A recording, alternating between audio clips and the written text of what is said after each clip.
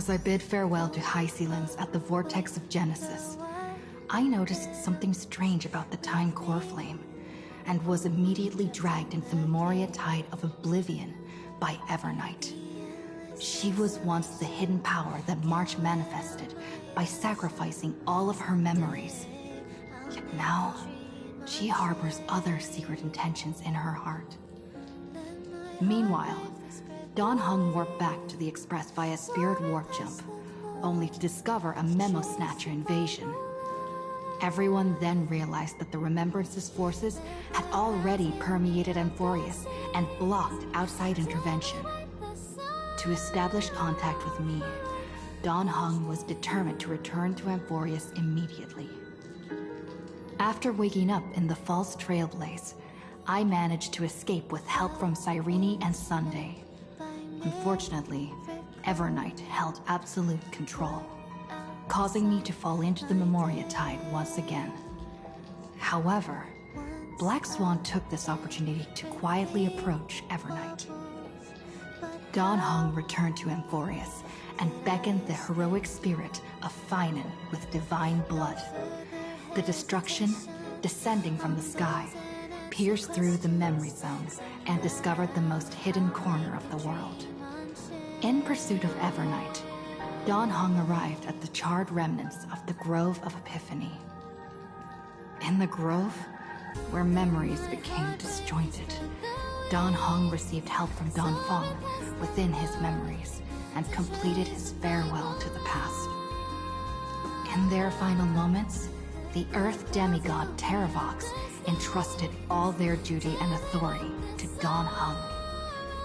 With this newfound strength, Dawn Hung found me within the Memoria Tide.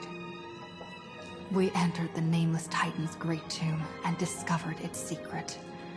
Across the 30 million cycles of eternal recurrence, every incarnation of Cyrene had come here, offering herself to the Remembrance. With Black Swan's help, we found Evernight in the depths of the Great Tomb. When all seemed lost, Evernight was captured by March's camera and trapped within the memory maze of Ides Elysiae. After several lengthy conversations, March and Evernight reached an agreement. Evernight returned March's memories, and March finally returned to our side. With every condition for the Era Nova fulfilled, we returned to the depths of the Great Tomb and initiated the final Era Nova ceremony.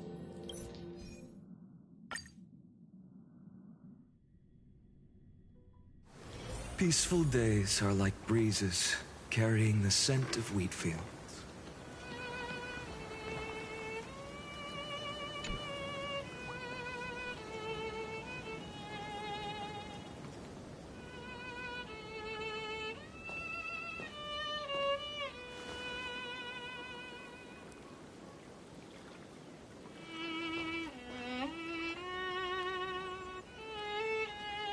This view hasn't changed at all, has it?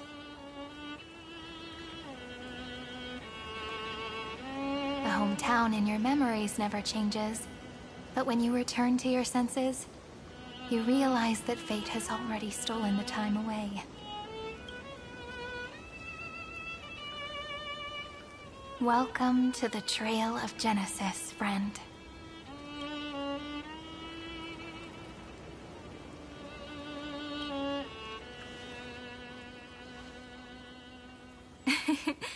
Seems like the weight of memories from 30 million cycles really made me grow up.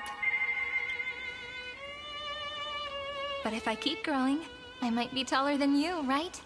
And I'm really looking forward to that.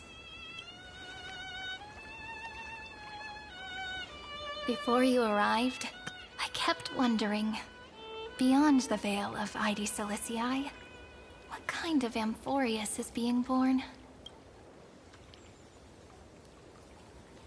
I can see fragments of it when I close my eyes. The friends who walked alongside us have all moved on toward their respective destinies. Some turning into pillars of the world, supporting the sky and the ocean. others sowing reason, laying down the law, and with gentle hands lifting newborns into the light.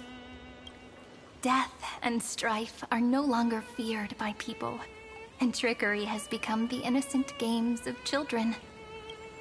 All beings living ordinary and peaceful lives within the net woven by romance and passage. There's no black tide, no flame chase, and no destruction. The world on the other side of the sea is one bathed in sunlight.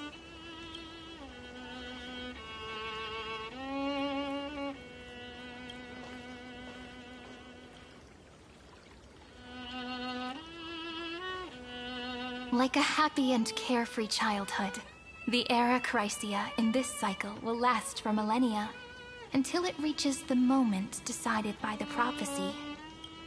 Light calendar 4931, month of freedom, the moment belonging to world-bearing. Are you ready to answer the call of the world, friend? Then go, and pen the Throne of Worlds' first stroke. For this world, made from countless wishes. You say that, but it's gonna be ages till we reach Light Calendar 4931. I can make use of the crevices of time. But surely you and Dan Heng won't have to wait around for a few thousand years, right? That won't be necessary. We can simply sleep, and the chronocognitive anchor will wake us up.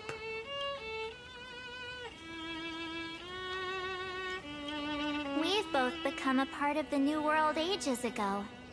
You're the last slowpoke. Our consciousnesses can converse with each other across the heavens and the earth, possibly due to the influence of the Trailblaze. I am now connected with this earth, and I can feel the breath of every mountain range. I see that the tallest among them is named Akama, and the form of the holy city is already taking shape. In other words, your stage is almost set. Do you want to take a leaf out of Kefali's book and make some prophecies before your nap? But we're not the only ones who have changed. The chronocognitive anchor just transmitted a message stating that Irontomb has reacted to the Aranova.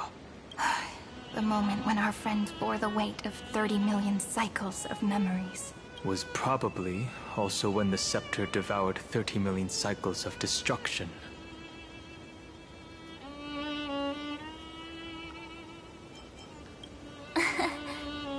You know, you don't have to shoulder this world all on your own. After someone boards the Express, the word alone ceases to exist. So, as we reach the end of time, no one will be left to face it alone. Dan Heng and I came here to specifically tell you that. Remember, this world is not a burden you bear alone. It's a journey we trailblaze together, alongside all of the Express.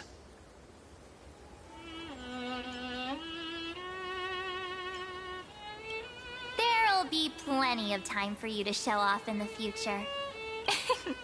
She meant to say that a hero only turns up at the most pivotal moment. All right.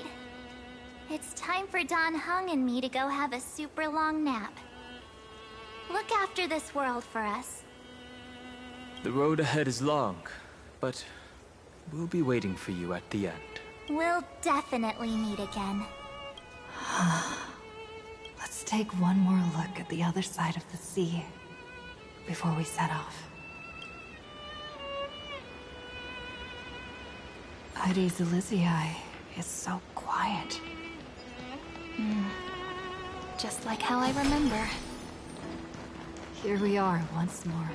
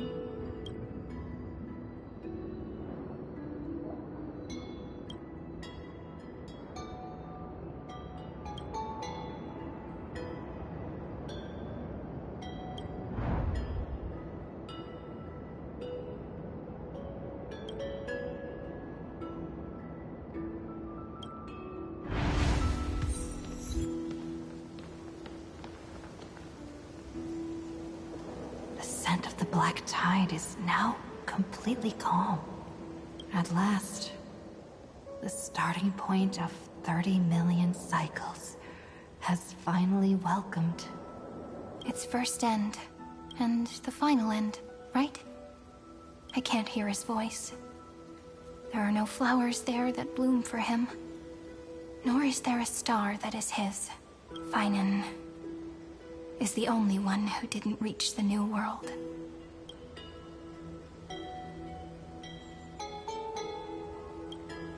Look, the golden light that shone upon the grove still meanders between heaven and earth, like the prophecies of Amphorius. It has to be a sign he left behind. It points towards the destruction and the deepest night. Do you still remember what I asked you at this exact spot the last time we set off? Friend, are you ready to become a hero? You were still burdened by the weight of world-bearing back then, still unsure of the role you were meant to play. But now, everyone has already given you the answer. The heroes of legends were just at the right place at the right time when the world needed a hero. Just like how your arrival kickstarted Amphorius' fate once more. A person's personality is their destiny.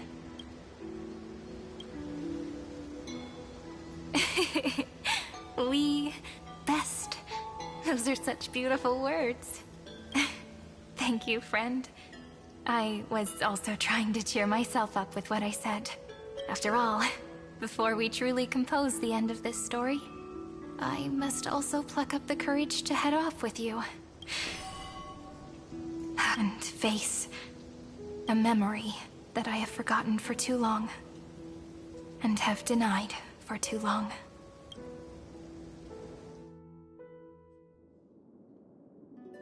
It's so dark. What is this place? The great tomb of the Nameless Titan. The deepest recesses of memory. Also, the place where Cyrene was born. My apologies, friend. The more memories I got back along the way, the more I felt that something wasn't right. There's a sort of anxiety I can't get rid of.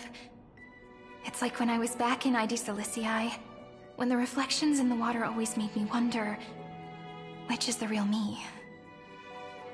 The one reflected in the water, or the one standing on the shore? But I finally get it now. Look, friend. The words on that wall are the answer. 1, 2, 3, 4, 5, 6, 7. Do, re, mi, fa, sol, la, ti. That rhymeless tune is the lullaby of little fairies. As always, I'll read this book to you. That way it won't just be Cyrene's memories alone. I've always thought that I was the narrator of the Flame Chase journey. But as it turns out, the narrator is also the most devoted audience.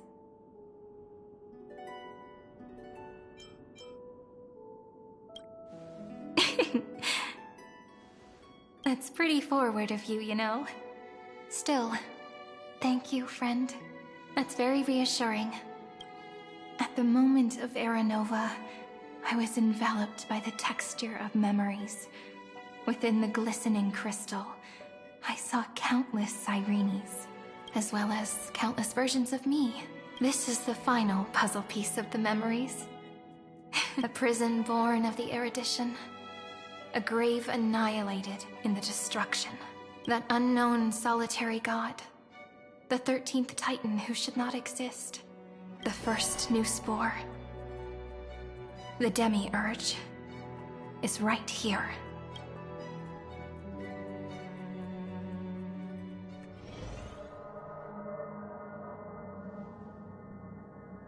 The interrogation records have been submitted to the Marshal.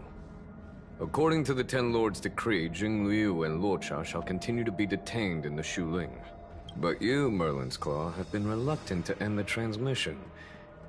Do you wish to reminisce with us? Or is there something else on your mind that you're just desperate to get out? You're quite calm, Jingyuan. The Alliance only authorized the Lawfu to be deployed for this Irontomb operation. They say the Seer strategist's wisdom shines like a beacon. So why can't you see things clearly now? Look who's talking. I didn't vote against it, did I?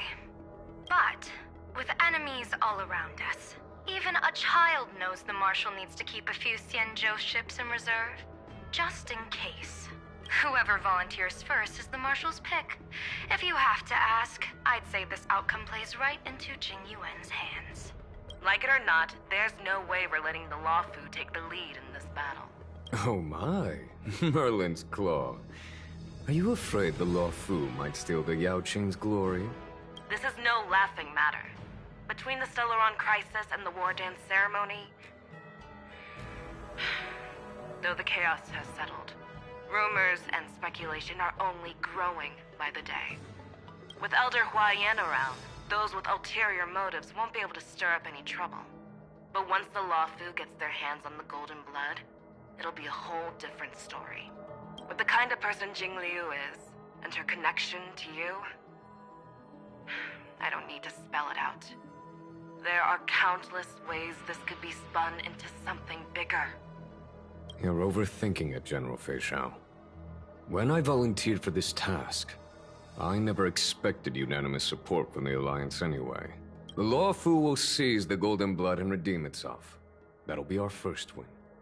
Then we'll leverage this Golden Blood in the negotiations. Our second win. These 2 wins for the Lawfu will make all 3 of us happy. And that'll be our third win. Look, if this were a Skyfaring Commission deal, we'd be rolling in money, wouldn't we? Maybe the Divine Foresight should change his name to the Optimistic General instead. With the Decalite Reflection Barrier, the Yuchuan must understand even more than the Luofu how significant this battle is. Amphorius' karma has vanished from the matrix of prescience. What omen does General Yao Guang see in this anomaly? In divination studies, we call this an empty fortune. It involves the eons and is thus beyond what mere mortals can comprehend. Your explanation isn't any clearer than Lady Fu's. Come on. How hard is it to understand the word uncertainty? For the Cobalt Head, the emergence of Irontomb is a calculated instant, but I don't believe they will just sit around waiting for death. And for the powers of the cosmos, this is their chance at survival, and the key to turning the tide of interstellar affairs. The Astral Express is leading the formation of an allied force, but I can see each faction has its own hidden agenda. There are even divisions within the Alliance. So it's not that hard to imagine how the other factions will react. Jing Yuan, I crossed paths with Selenova's Legion at the Battle of Sedunirama Star Cluster. Be extremely careful.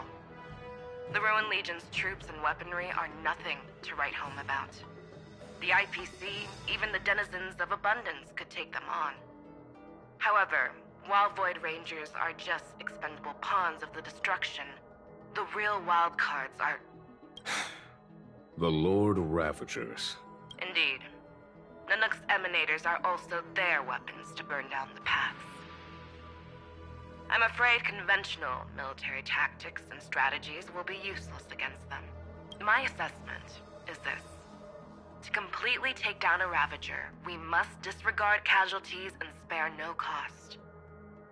My only fear is one wrong move, and the Lawfu will fall into Fintilia's trap again, inching ever closer to destruction. Doubt is exactly the demon she wants to plant in our hearts. Do you still remember the beginning of the Alliance Oath?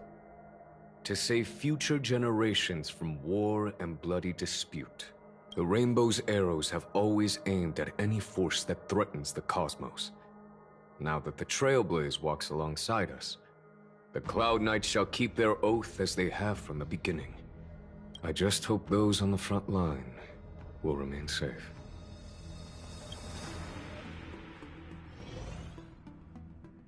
The chronocognitive anchor is sending a signal. Everyone, time to move out. Did she and the others make it?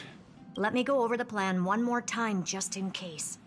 You'll enter Amphorius, reunite with your 3 separated companions, and try to locate Irontomb from within the world. Who are you taking with you? The fate of the universe hangs in the balance. We can't afford any slip-ups. I suggest everyone, except Pom-Pom, join the fight. We do need to be prepared for all possible contingencies. I have no objection to this. I'll do whatever I can. Meanwhile, Screwy and I will continue attacking the Demiurge Matrix. That is, the Scepter's kernel, from the outside. With our two-pronged attack, we'll turn this hunk of metal into scrap for sure. Now we just wait for those two to get back. Oh, and just like that, they're here. Sorry to keep you waiting. With Planet Screwlum's help, the formation of the Cosmic Alliance to counter Irontomb is progressing smoothly. The Cosmos has set its sights on Amphorius, and now it's just waiting for the first shot. Well then, let's not waste any more time, Fourth Mirror. It's my time to shine! Finally off the bench! Initiating thought refraction. Please read the safety protocols carefully. Huh? Just kidding! I've already checked the agreement box for everyone. And now, destination? Amphorius. 3, 2, 1, launch!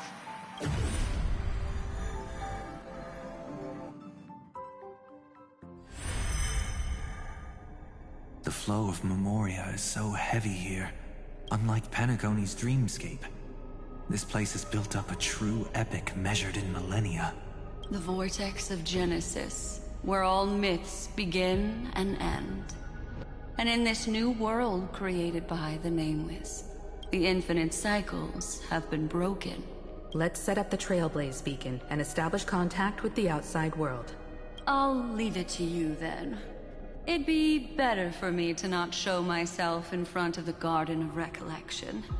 And, Mr. Sunday, you probably shouldn't show yourself either.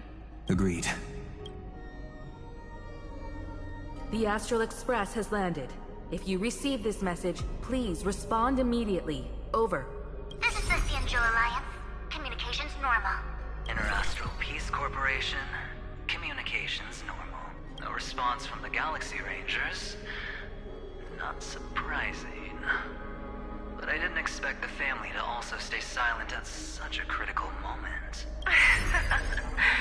That's a pretty blatant disregard from the family for Penacony's independent director, I'd say.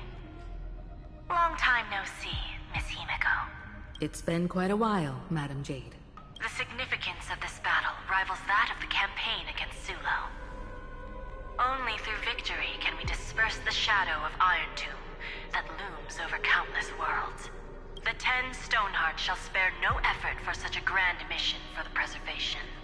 Madam Jade led the Intelligentsia Guild in conducting specialized research on Irontomb's past activities. The bad news is, the collapse of the Erudition won't just affect inorganic beings.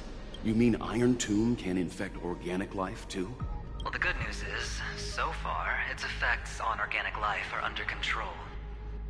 The infection progresses slowly, and the resulting neuropathy is non-fatal. In any case, the IPC can guarantee targeted vaccine coverage within 48 system hours in all star zones within the medical system. What about other star zones? At a time like this, are the followers of the Firmament Arbiter still trying to make a profit? I remember you, Master Diviner. Your performance during the Third Denizens of Abundance War was quite impressive. Please rest assured, all worlds can purchase vaccines from the IPC with a humanitarian discount. That's the current policy at the very least. But if the Cianjo Alliance is willing to assist with the IPC's assets in Epsilon and other star systems, we'll have more cards to play when reiterating to the board the necessity of deep cooperation. It makes sense, since Interastral Peace Entertainment's headquarters is in Epsilon. But why are all the other worlds on the list? Places that the Elation has visited?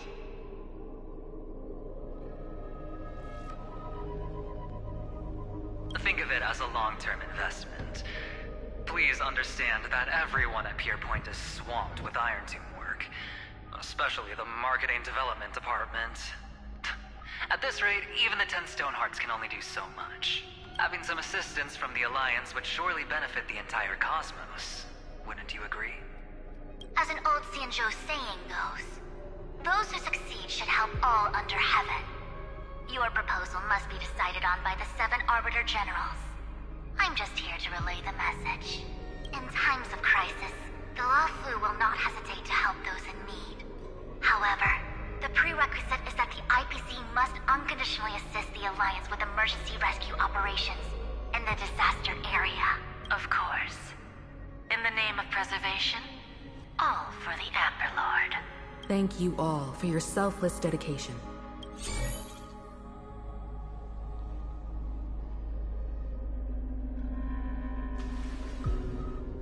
It's clear that each party still has qualms about everything. The clash between destruction and erudition isn't just about the fate of the cosmos. It's a moment for all factions to reshuffle their cards. You can never be too careful when battling a Lord Ravager. All are equal in matters of life and death. In any case, we can only hope for the best in all that's to come. It's about time we dive into the vortex and see what Amphorius looks like on the inside. I wonder where she and the others are right now.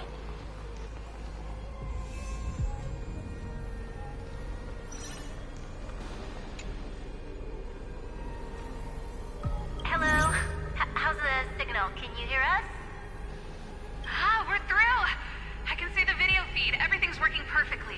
Miss Bronya? Miss Serval? What a surprise. It's been a while. We've already heard from Miss Topaz about the Irontomb operation. She made a special trip to deliver the vaccine to Belobog. I can't believe the Express crew is at the eye of that storm.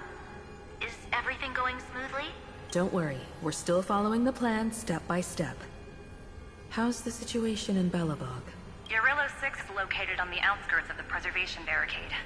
While it won't bear the brunt of the first wave, there's still a risk from the aftershocks. That kid Japard and Pela are busy organizing the Silvermane Guards, having them consolidate their lines and dig trenches. Zila and Lynx just got back from the Geomarrow vein production chain. Hey, do you want to say something to them?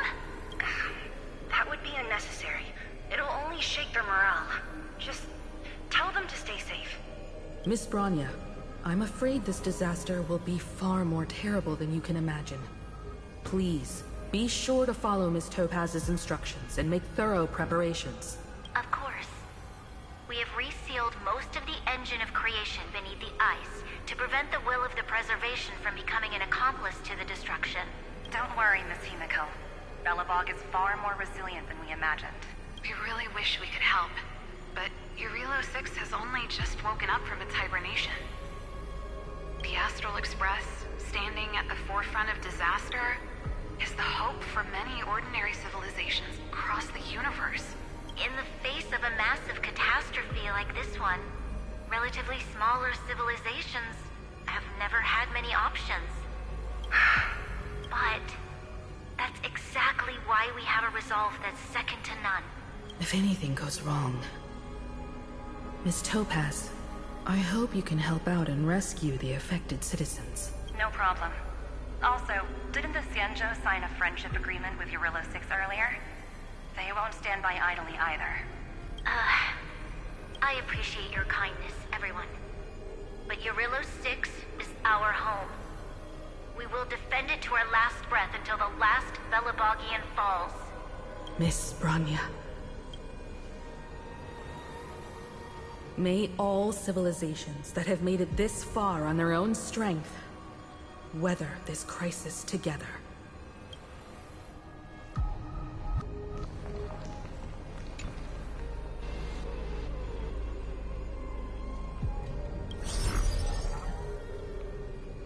Good news, Miss Himiko. The 7 Arbiter Generals have reconsidered the current situation, and I'm here to relay their message. Officially, the Alliance's combat forces will still be limited to the Luofu, but the Yaoqing has also been deployed in the surrounding war zone as a contingency. Words cannot express our gratitude. Getting the Hunt to agree on sending troops must have taken quite some effort from General Jing Yuan. The Luofu already considers the Express an important ally. We also have no intention of hiding the fact that there is indeed something to see in Joe seeks from this Irontomb operation. But this time, the Marshal herself decided to send out troops. With a formidable enemy before us, the Alliance has no reason to back down, nor will we be content to take a back seat. If we can stand together with civilizations across the universe to overcome this crisis, then we must do so, even at the cost of our own lives. The Alliance truly embodies the principle of righteousness. It's fortunate that the cosmos has great heroes like you. You're too kind. As for that Jade Abacus of Allying Oath, you can save it for when you're in more dire need.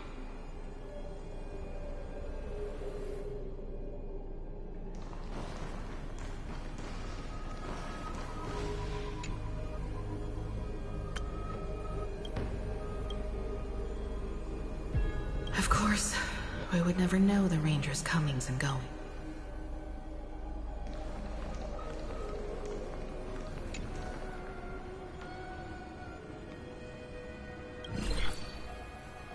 Miss Himeko, is that you? Yes. And you are Miss Robin. Yes. I apologize for not being able to respond during the meeting earlier. And even now I can only appear in disguise. On behalf of the Penaconian family branch, I extend my sincerest apologies to everyone. We tried to request aid from the family. We essentially received no response. I've heard about the internal conflicts within the family. Miss Robin, there's no need to apologize. Every bit of strength is precious at this moment. Thank you for understanding. The good news is, since you're one of the shareholders of Penacony, the family heads have agreed to allow me to lead all Astonian tuners to the front lines. My charitable foundation will also do as much as possible to provide support in this battle. They'll ensure that proper arrangements are provided for those wounded on the front lines, and for residents in affected areas.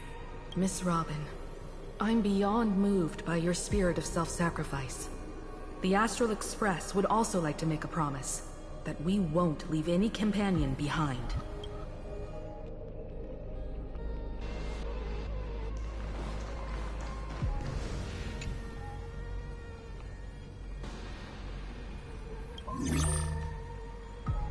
I regret to inform you, Miss Himeko, that even the Strategic Investment Department is constrained when it comes to the Irontomb issue. And it would be difficult to meet the expectations of the Astral Express. However, Madam Jade instructed us to look after our nameless friends as much as possible. So let me offer you all a small suggestion, just from my personal perspective. Other departments at the IPC might also take this opportunity to extend an olive branch to you. When that time comes, I hope the Astral Express will remember that the 10 Stonehearts were willing to stand with the Trailblaze, even though we were in a difficult position. And more importantly, we were the only ones willing to do so. Sounds like a threat, doesn't it? But trust me, every word comes straight from the heart. Has the internal conflict within the IPC really gotten this bad? Everyone knows about the bad blood between Diamond and Oswaldo, but at least until now they've had an uneasy truce. Until the Lord Ravager Archforger caught the board's attention. I'll leave it at that, as it's confidential information. Hope you can understand. I understand. Our immediate priority is to address the Irontomb crisis. Let's hope for success from the start. This might help ease everyone's pressing concerns.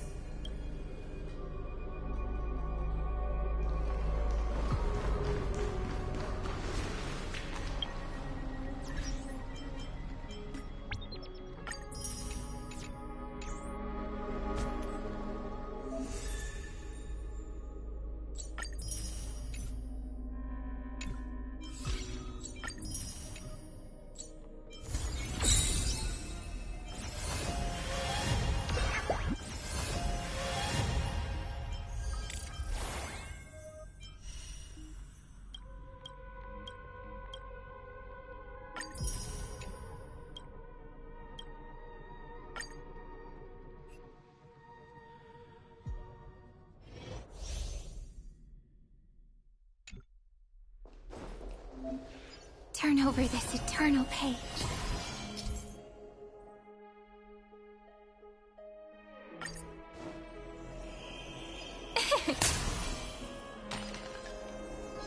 Don't worry.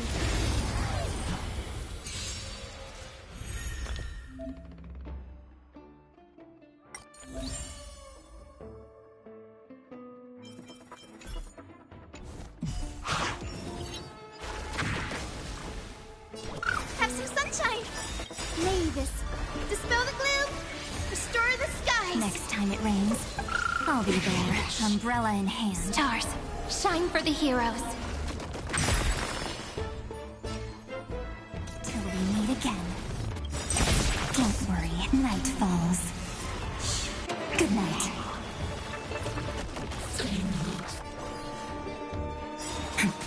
Life is not. Embrace a new life. Return to dust.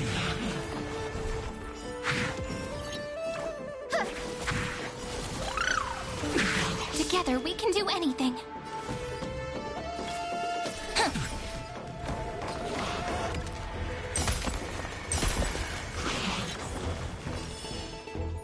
Rise and shine. They're lost. So may them wait. Memories waiting to be woken up by a shooting star. Remember me with love. May life and death sprout new buds.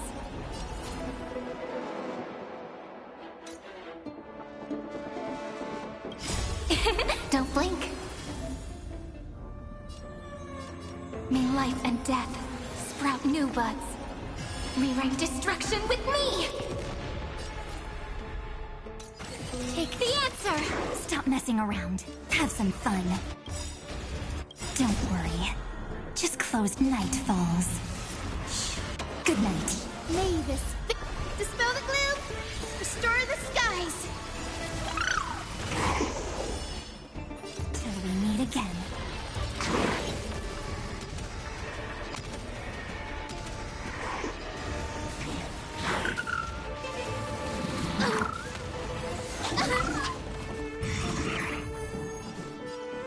Return to dust. Have some sunshine! Thanks. All energized. Mavis, dispel the gloom! Restore the skies! Thanks. All energized. This is eternity! Don't blink. May time watch over the Evernight. Time for some sweet dreams. Again, again. Rise and shine.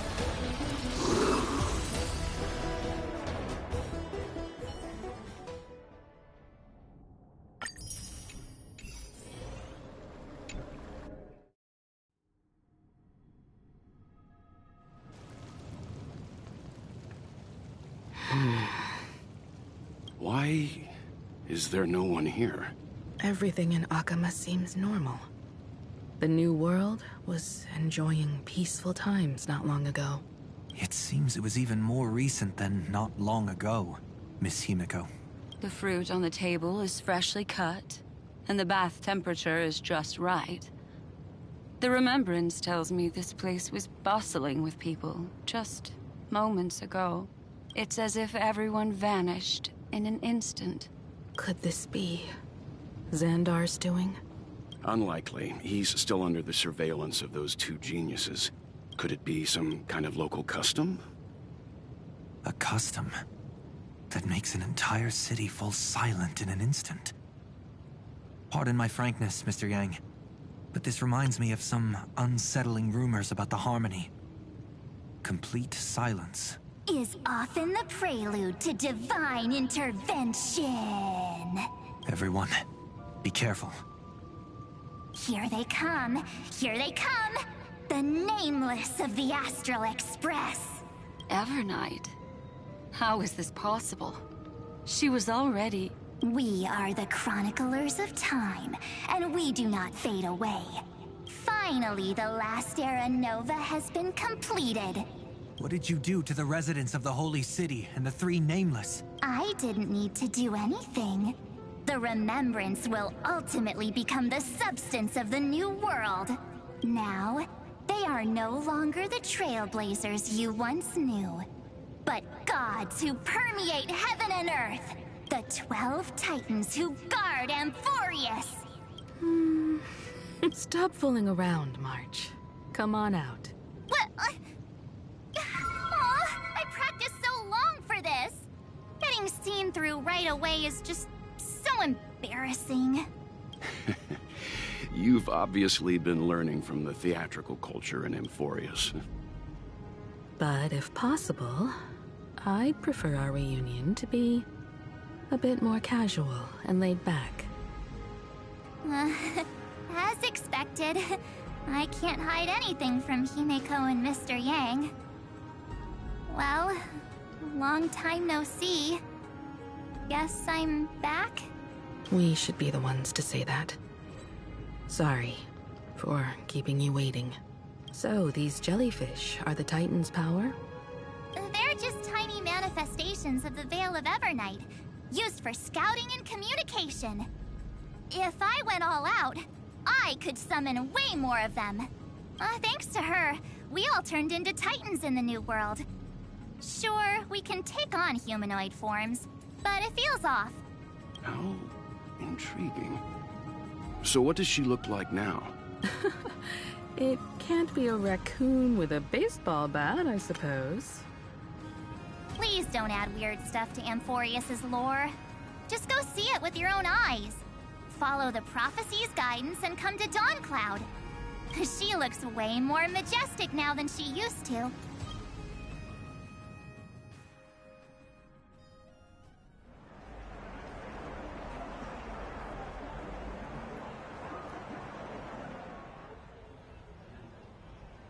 Unbelievable. All the residents of the Holy City have gathered here. This isn't just a gathering. It's a pilgrimage. The people's expressions are resolute, devout, as if waiting for a miracle to descend. That colossal deity is her. She has become the pillar of the world. Surprisingly authentic. Being this serious is quite unlike her usual style. Those people didn't disappear. Instead, they've answered the call of the prophecy and come to witness her awakening. Our good buddy now bears the weight of the entire world. And every breath they take is intertwined with Amphorius's destiny. Awakening? Has she fallen into slumber? Yeah. After all, with such a huge time dilation between inside and outside the scepter, this was the only way we could wait for everyone. Time watches over yesterday. Earth guards today. And when the Trailblaze steps into Amphorius once more, the slumbering deliverer shall awaken. And then, bring the prophecy of tomorrow to this world. Come on, everyone. Let's get closer to her. Watch how the world-bearing prophecy changes this world. Oh, it seems the kids are already miles ahead of us at this stop. All the more reason we can't afford to slow down our pace. Let's go witness this moment for ourselves. Majestic. Speaking of which, I once caught a glimpse in Sleepyhead's memory of her transformed into a towering Tathalol. Could it be? No way. That was just a nice dreamscape. Ugh, at least nice for her. If they are the throne of worlds who bears the weight of this world, perhaps they could guide a traveler still wandering among the stars. Hey, since when did you get all pious? Her advice sounds pretty silly sometimes, you know. The so-called fool and the world are merely a step apart. Of reason, teaching us to find erudition amidst it. Citizens, behold! Our last Titan, the world-bearing deliverer, is about to awaken! Oh, ancient god, your loyal subjects, bewildered followers, and fearless comrades in arms have all knelt before your throne. Awaken from your eternal slumber and bestow upon the world your divine prophecy! Please guide us! Show us how to embrace this beloved world as we welcome that distant dawn! To walk the path of a mortal as a god, or to bear a divine burden as a mortal.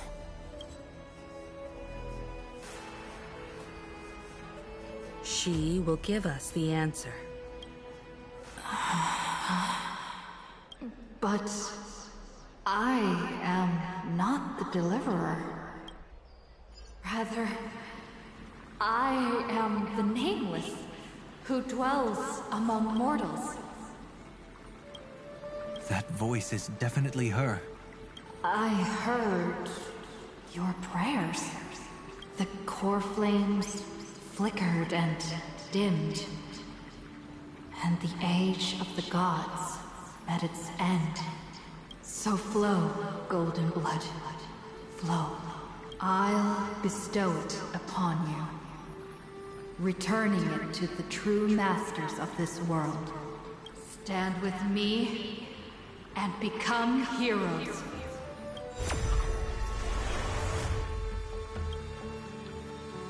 Is this?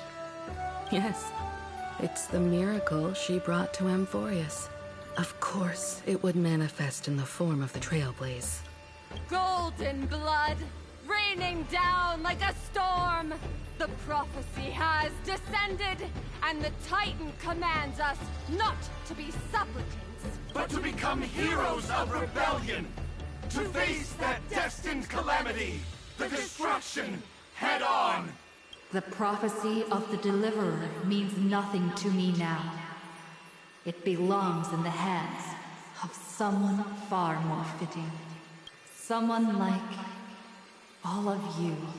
In the name of Kozlana, let us depart and march towards the light. It's neither protection nor salvation. As always, there's no need for totems or myths.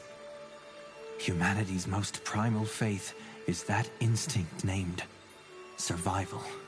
Let's go, everyone. Someone has already sounded the horn of departure. Explore, understand, establish, and connect. Together, let us blaze a trail for the destiny of this world.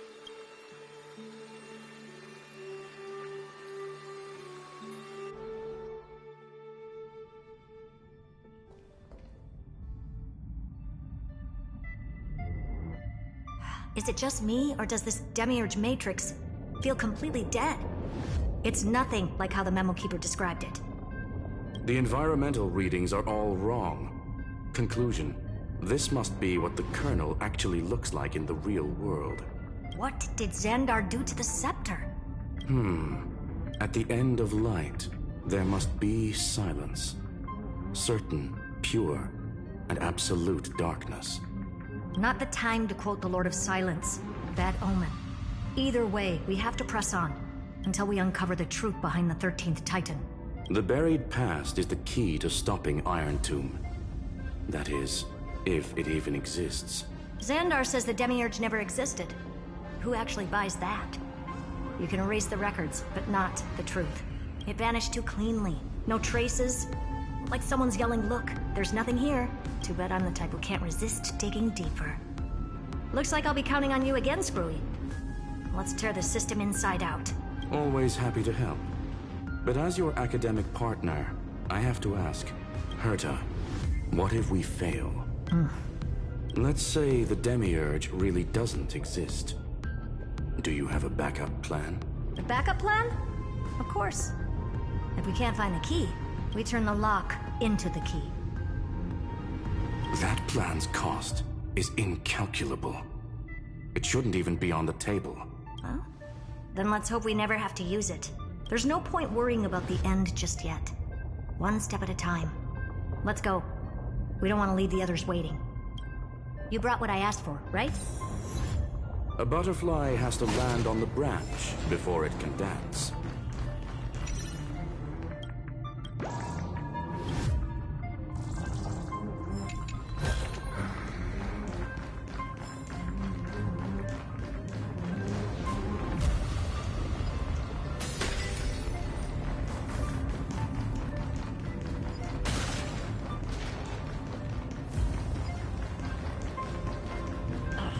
Just use that thing over there, Zag.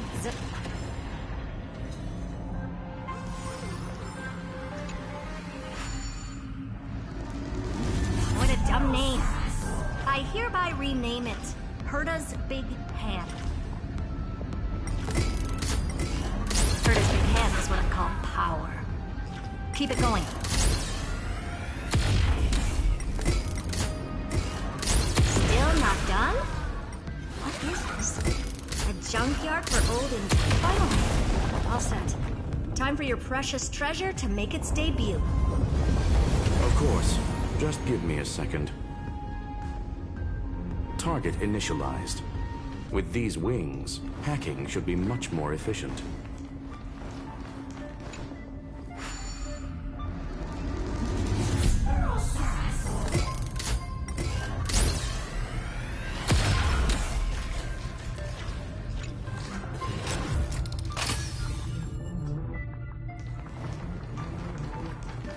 Light up the dawn.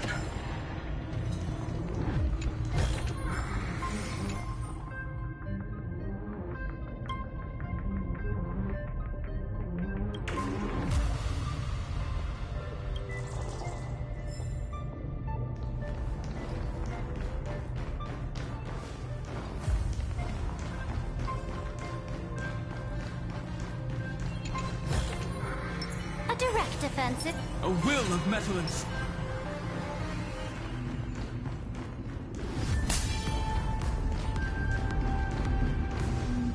Oh, a classic nuclear heat engine.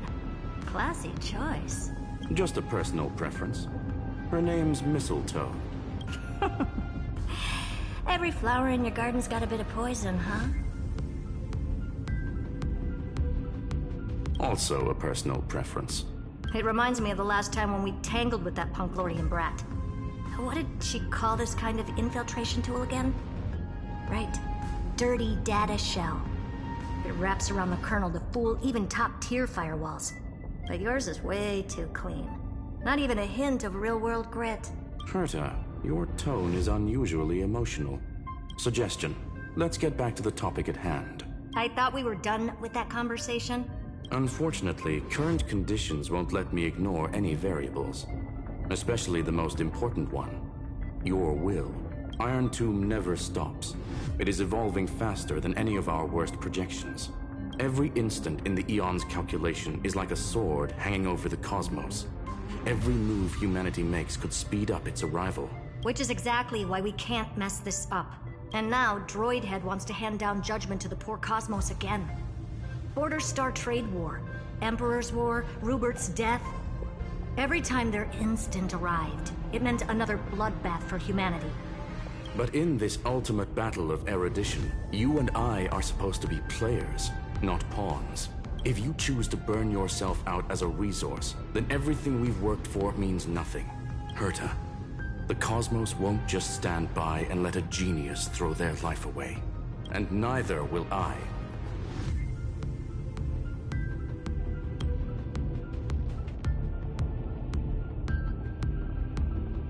No need to kill the mood. This is why we're here, isn't it? We need to find the Demiurge and that lost key. I'm not here to be a deliverer. I just want to beat Xandar and Droidhead. Right now, I just need to know. Are you with me? Of course. Time to board. After you. Let's tidy this place up and see what this Demiurge really is.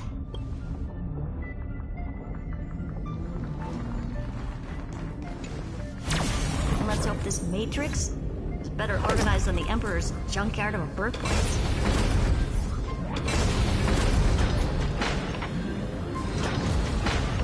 Buckle up. We're hacking in. This is...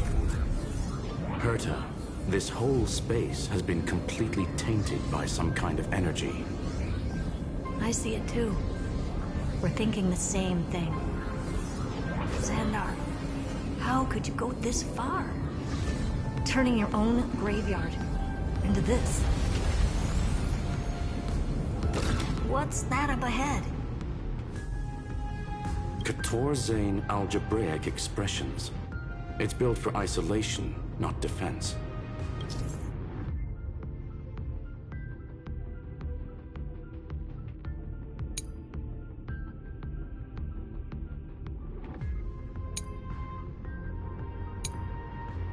So basically, the door to the tomb, right? Great. Let's find the handle. I'm picking up multiple independent signals with the same data structure as the barrier.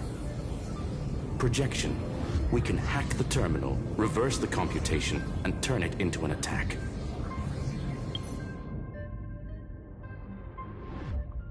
Classic move. Use their own systems against them. Take us to the nearest one.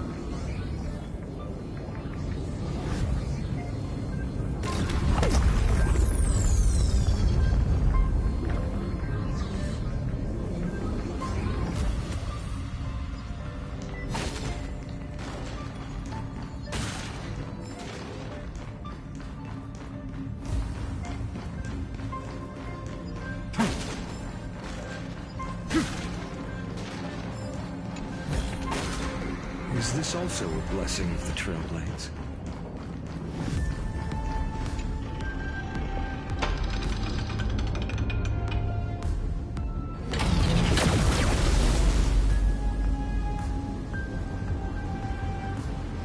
Almost no response. Just as I feared. Not promising. The output is barely a third of what we need. Logic says we'll need multiple terminals to coordinate the strike. Locking onto the next one now. Find anything else? Regarding the origin of these ruins, no logs found yet. Xander erased all records. But I did find some interesting scars in the circuit. High-energy radiation. Internal imaginary energy contamination. From what I know, there's only one thing that fits. Skip the science talk, Screwy. That thing only goes by one name. The Stellaron. Exactly. Xander blew one up just to clean the entire Scepter system. Huh. So that's what he meant by killed that Titan with my own hands. He wanted to turn the neuron of the erudition into a relay for the destruction. That meant getting rid of all of it, at all costs. The life form known as the Demiurge was the original target of the Scepter's extrapolation. It makes sense. Evernight calling it the first new spore confirms this viewpoint. The prime mover of life. That's what Scepter Delta ME-13 was originally tasked with. Even after it got scrapped, the query kept running. Yet the true value lies in the process of solving it, not the answer itself. Then, does this mean finding the Demiurge is hopeless? No, I'd say exactly the opposite. It means Xandar had no control. He couldn't contain the Demiurge just like he couldn't handle Droidhead.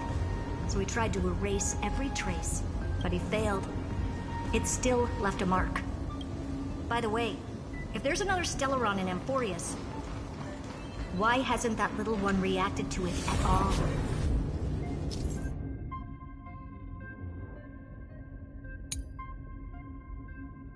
You said the Demiurge left a trace. Yeah, but not in the real world. Remember the great tomb of the Nameless Titan?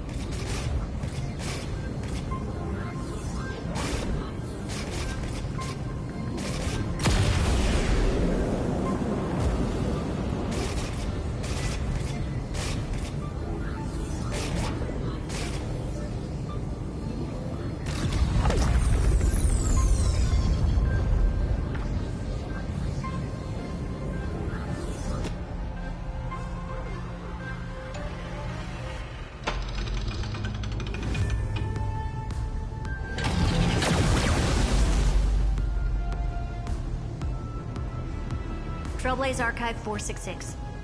The data from Philia 093 clearly indicates that the Demiurge did in fact enter Amphorius' extrapolation. Inside that world, it was the 13th forgotten Titan.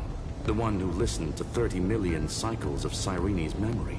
But Evernight said the opposite.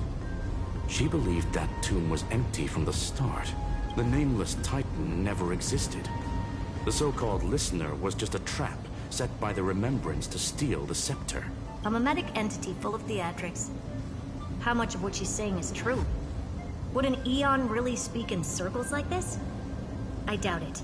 The Remembrance's behavior is certainly odd, but her assessment aligns with our current reality. Since we entered the Matrix, we haven't found a single clue pointing to the Demiurge. And that's the key, Screwy. Xandar's actions prove the Demiurge exists.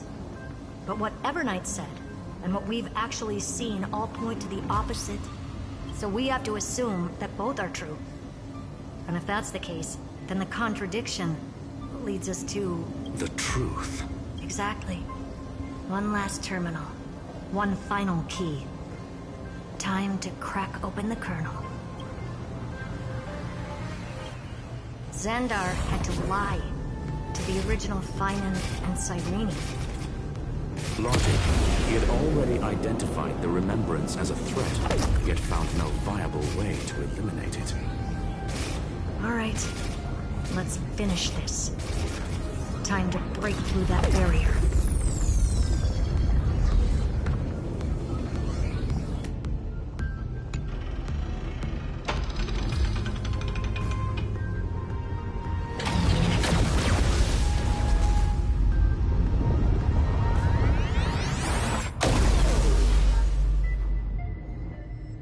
Operation authorized.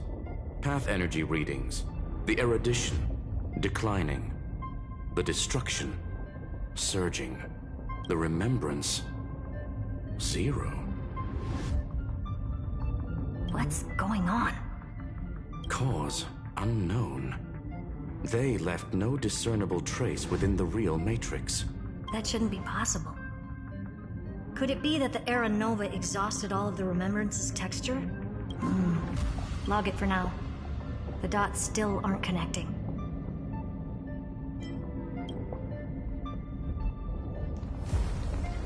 Light up the dawn. Light up the dawn. Light up the dawn.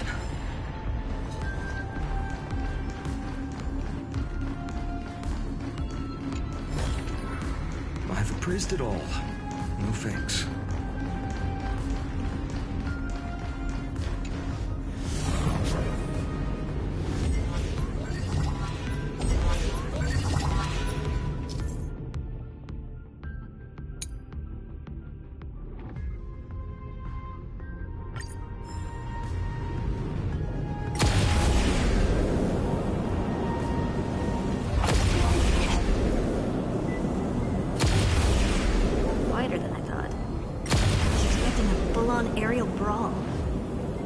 It's advised to remain vigilant.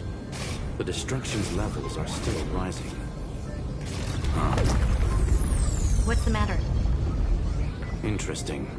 I just picked up a signal from the exo-myth.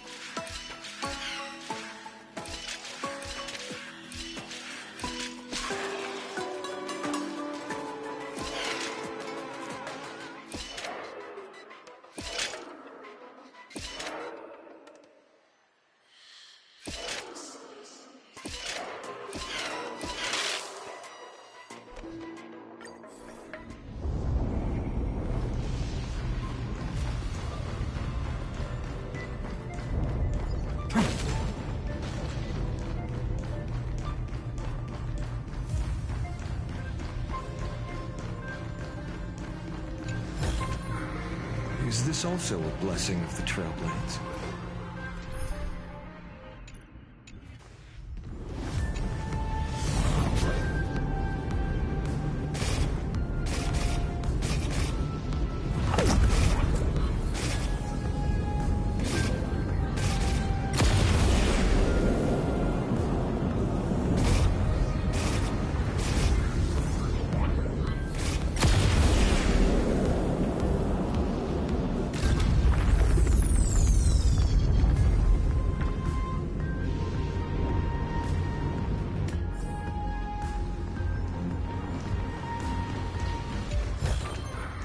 I've appraised it all. No thanks.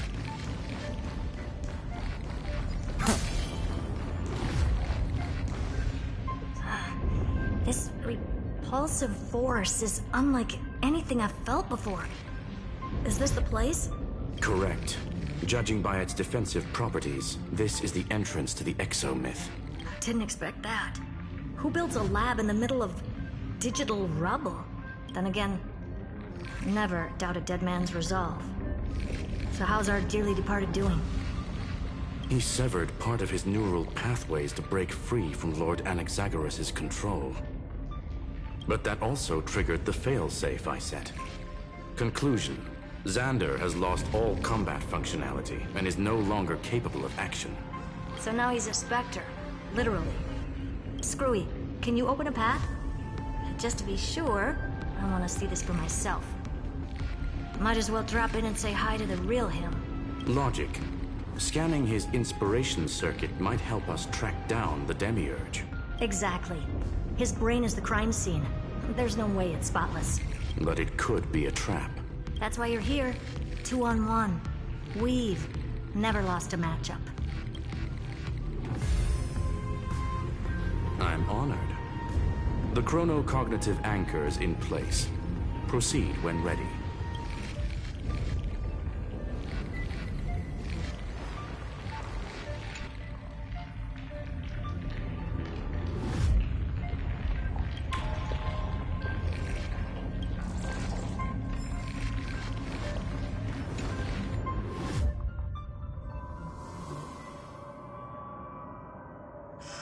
I knew it. The one thing I didn't want to happen. He's not here. The coordinates are accurate. Xander is still here. However, his position is shifting rapidly and chaotically. This pattern doesn't match any known shielding technology. It's his domain. Stay alert.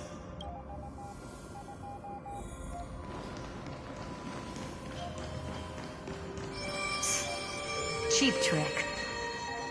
The spatial field here is undergoing autonomous recalibration. Initiating reverse engineering of... We're back. Reverse engineering complete. The results are not what I expected.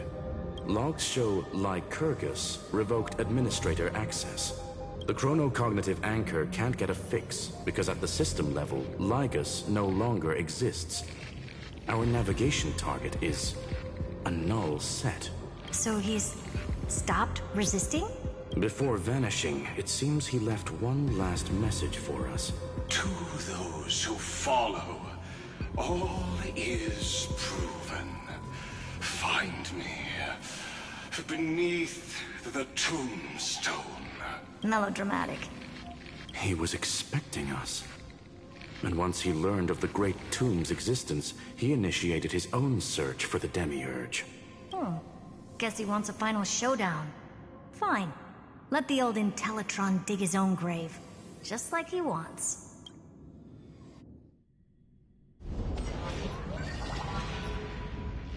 To be in the purest light is to be in the purest dark. Nothing exists there. The Scepter's mainframe. Or maybe we should now call it the Lord Ravager's placenta. Unfortunately, we still haven't found anything. Really? I don't think so. Not finding anything is our biggest find. Please elaborate. If the Demiurge was destroyed, there'd be at least some bits of it left. I don't buy that a Stellaron could have blasted all the traces away as cleanly as a scalpel. As I said before, its disappearance is too clean. If the garden hadn't stirred the pot, no one would even know about the Demiurge's existence. We're talking about the Scepter's original extrapolation goal. There's no way that nothing of it was left behind. Or we can look at it from another perspective. If you were Xandar, would you be this obsessed with a concept that poses no threat? Would you guard against it at every turn? There is the possibility that he's naturally meticulous and hates variables. That does track with the impression he gave about himself. But Xandar shut that theory down himself just now, choosing to act even if it'll cost him dearly. We know that feeling well. The unknown is right in front of us. So we only have one choice. Solve it. You sound pretty convinced. Surely you already have a theory. Care to share? Of course. Though I don't have hard proof, I'm almost certain that the Demiurge has been in everyone's plain sight all this time. Yet, they were mistaken for someone else. That'd make the most sense. Why was the room empty? Because the person locked in there had run away ages ago. But they were weak and small and had no presence whatsoever. Even the old Intellitron didn't notice them. Which also means there's a high chance that their powers are minuscule and cannot alter the outcome of the battle at all. Well, at least Xandar is scared of them. Come on, it's time to confront him. Let's go to the tombstone he talked about.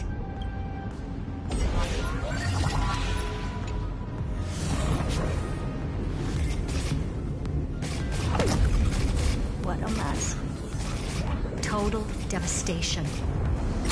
He sought to bury the truth beneath absolute destruction.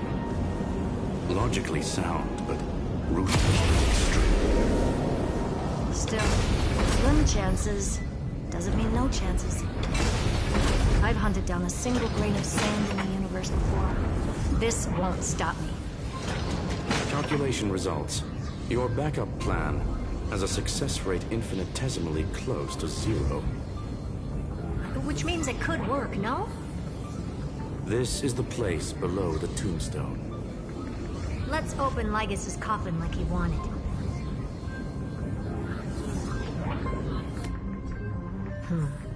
Looks like you were right.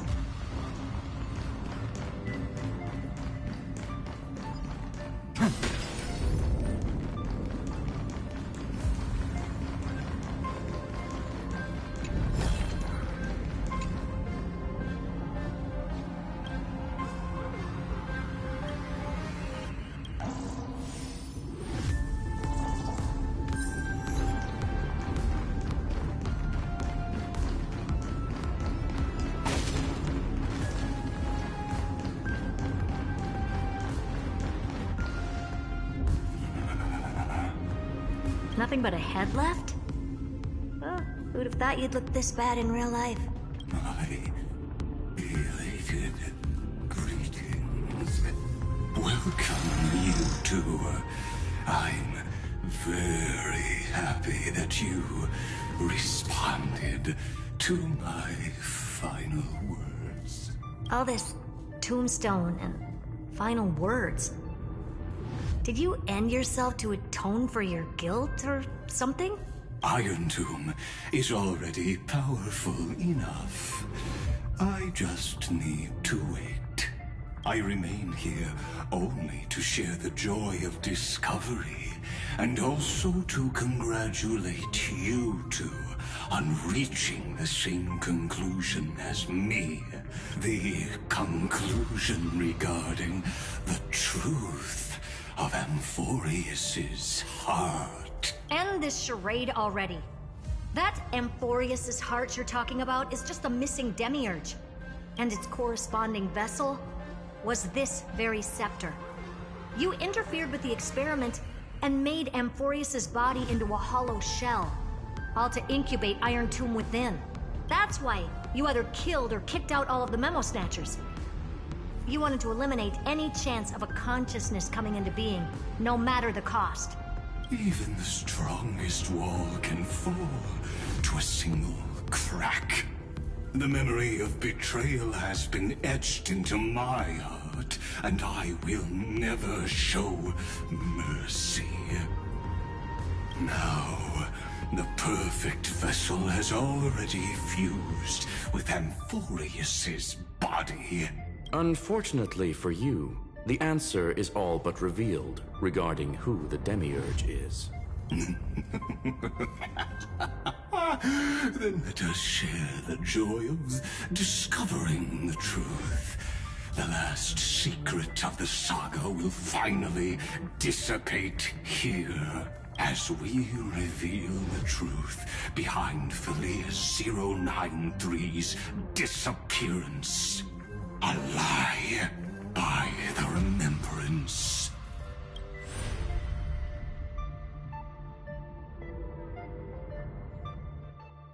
But where should I start with the story about me? From the beginning of the universe? Just kidding. That would be too much. I just want to tell a teeny story. So little that it started with a seed. I know you're listening, my good friend.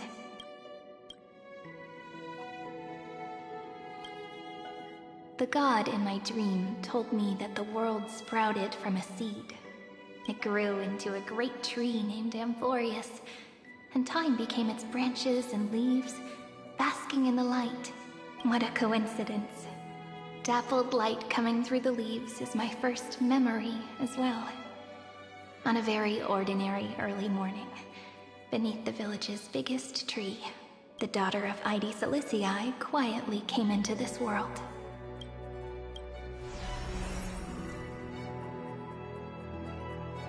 What a moving opening.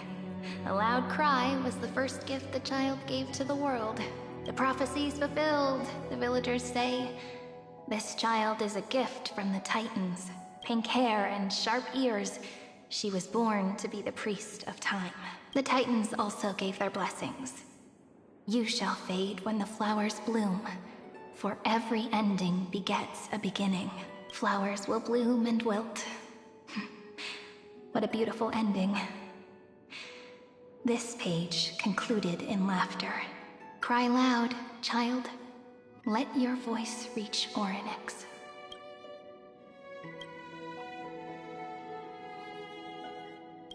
Anyway, I don't like tears. Time quietly flowed by, in the midst of laughter. The wind from my hometown caressed the ears of wheat, and there were swings, wind chimes, the sea, and the little fairies off-tune a cappella songs. But the name Ide Silicii came from the unpleasant sorrows of the gods. My childhood friend did not understand. Yet you always seemed so happy, as if nothing ever worried you. Why was I like that then? The world was gentle to me. So, I grew up to be gentle as well.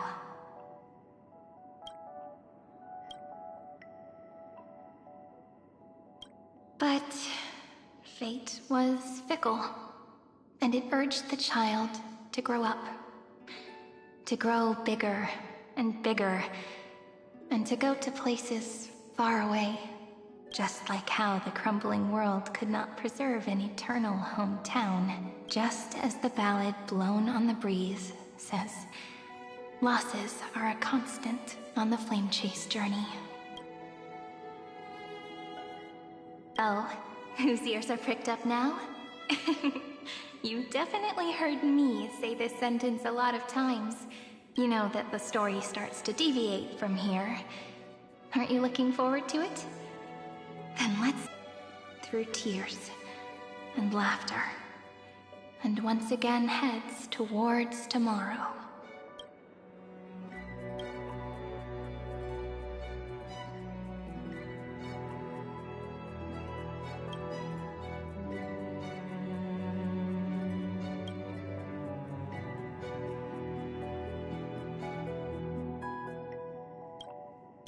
Correction. Philia 093's record, number 496. Archived.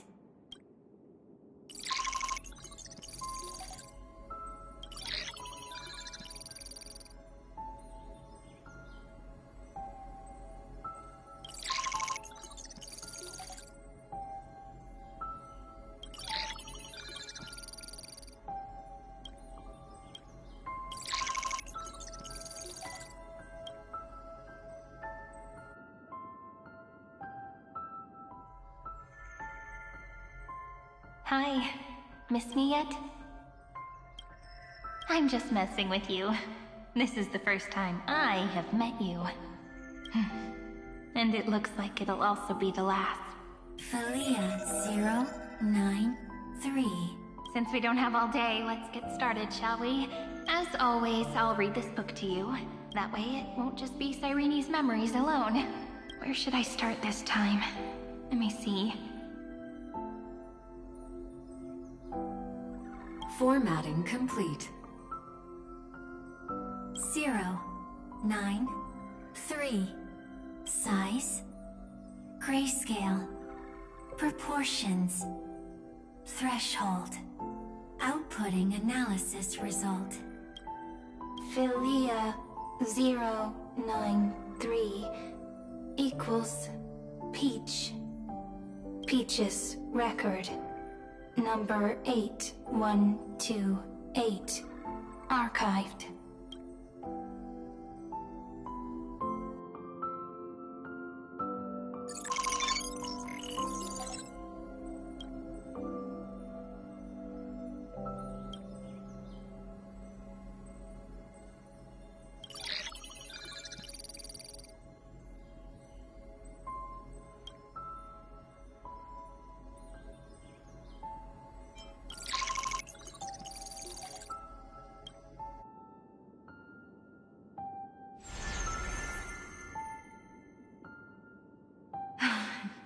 Look, what a magnificent sight. Comment. Peach. Even this classical world contains a futuristic palace like this. Would Ida Silicii end up looking like this after a few thousand years? Conclusion. It won't. I want to share a story with you this time. I saw a little nymph on my way here. It was on a fallen wheat stalk, and it glowed under the sunlight. It was incredible. I forgot all my pains at that moment and just stared at it in a trance. Record. Peach is on the ground. I wonder, did every Cyrene in the past feel that the nymph was beautiful? Would they also have recorded that scene into the Eternal Saga? So, could you give me more time, please? I want to leave behind more memories.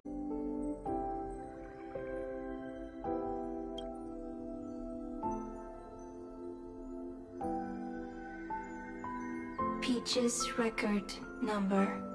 As long as I record every page of this story and tell it to you, Amphorius won't be forgotten. Query. Record. Electrical signal sequence. Bolamos 600. Track. Strife. Related to. Stripe. Comment. Pretty.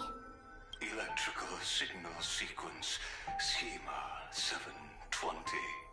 Track. Reason. Related to. Reason. Comment. Yummy. Electrical signal sequence. Felia093. Related to.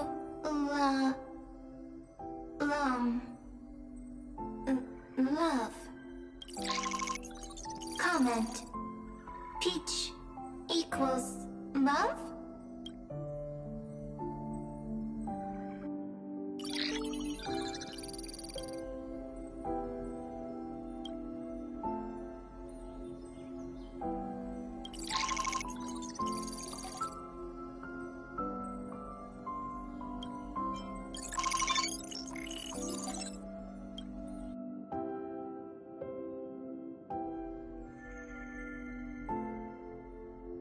Looks like it's time to say goodbye again.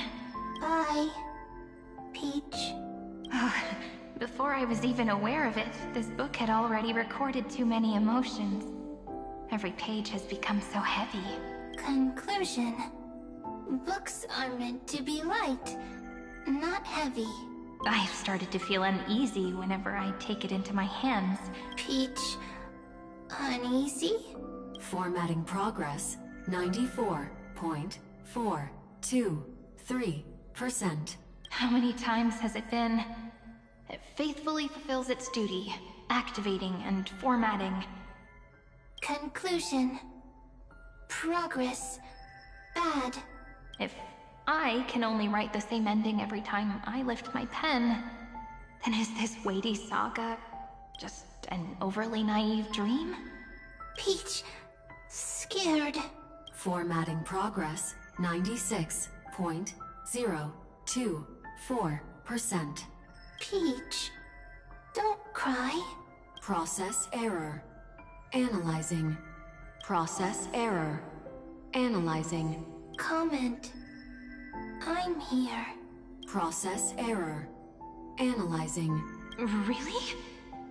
Are you encouraging me? Peach, happy. Thank you.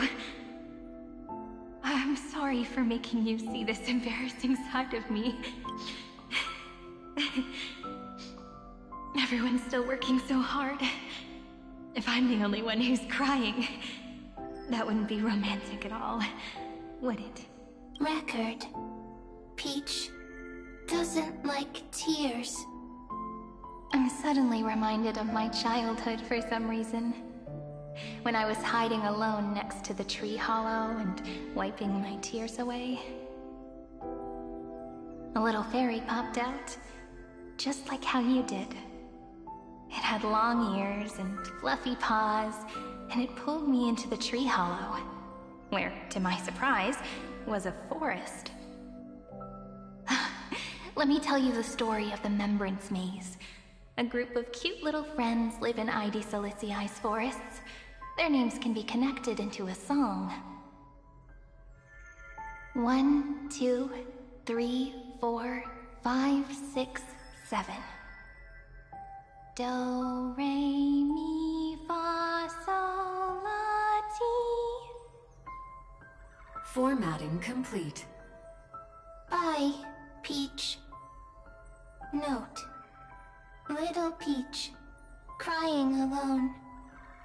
Little fairies, friends. Save.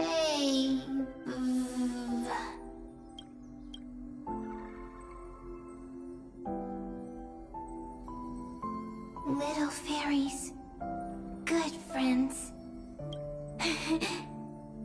Bye-bye.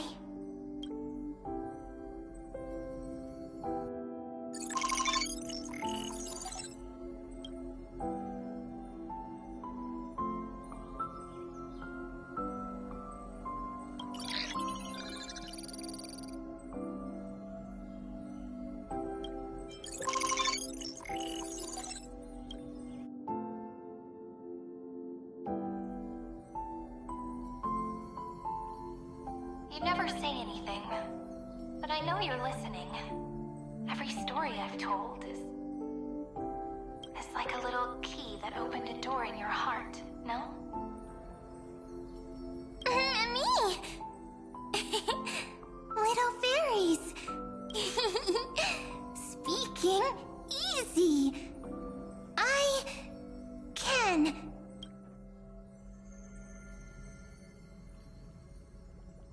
Once again, the saga comes to an end. Everything is deathly silent, just like this very moment. Shh. You speak. I listen. This time, too. Sitting together. Now that I look back, there was a period when I got really sentimental. Sentimental. Stories have sentiments. I was so anxious, trying to find as many different memories as possible, hoping to bring some change to this unchanging destiny, and find the way out of this maze. Peach, strange. But I won't do that anymore now. Why unhappy? Formatting progress 73.998%. I'm here. Don't be scared. Process error. Analyzing. Won't allow it to interrupt you. Always sitting together. No need to feel sorry for me, good friend. If there are no new blank spaces, how can a saga continue? Blank spaces? What's that? I'm actually really lucky, you know?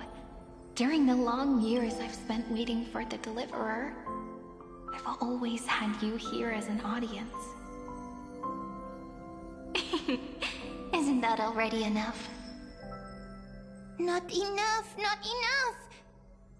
Peach, don't leave! Now I can rest in peace in the past. As for when tomorrow will come, I'll have to ask the next Cyrene to continue our watch. Peach left. If there are no new blank spaces, how can a saga continue? Needs new blank spaces. Next, Cyrene has blank space. Oh, Peach, don't be scared. I'll help you find blank space.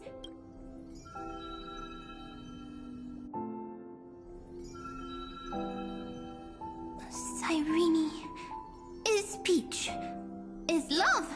So, first there is love, then there is Cyrene, then there is blank space. Query, love.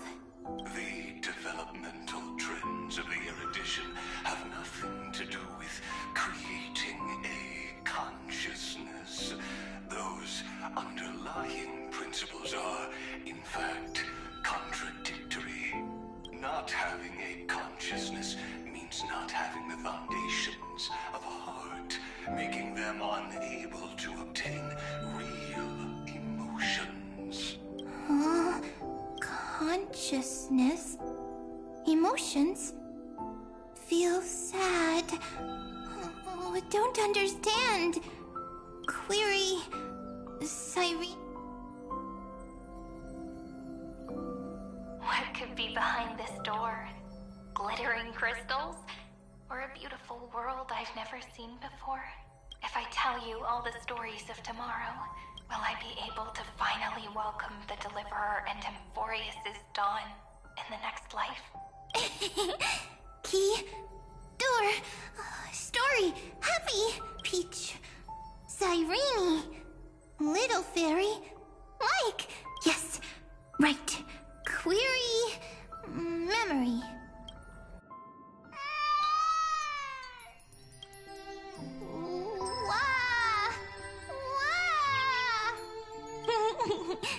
Peaches, memories, save, learn. The prophecy's fulfilled. This child is a gift from the gods. Pink hair and those ears. She was born to be the priest of time. Cyrene has pink hair, sharp ears. You shall fade when the flowers bloom, for every ending begets a beginning. Cry, child. Cry aloud. Let your voice reach Orynyx. Cyrene is a girl, a priest. Easy. I learn. Anyway, I don't like tears. But the name ID Silizii came from the unpleasant sorrows of the gods. Yet, you always seem so happy, as if nothing ever worried you. Cyrene doesn't like tears. Always happy. Of course, because the world was gentle to me. So, I grew up to be gentle as well. Cyrene is gentle. Easy. I learn. Just as the ballad blown on the breeze says, losses are a constant on the flame chase journey. But even if all is lost to the wind, Some things won't easily change. Like my height, Treeby's innocence, and Aglaya's beauty. Cyrene. She can't grow up, but she can talk.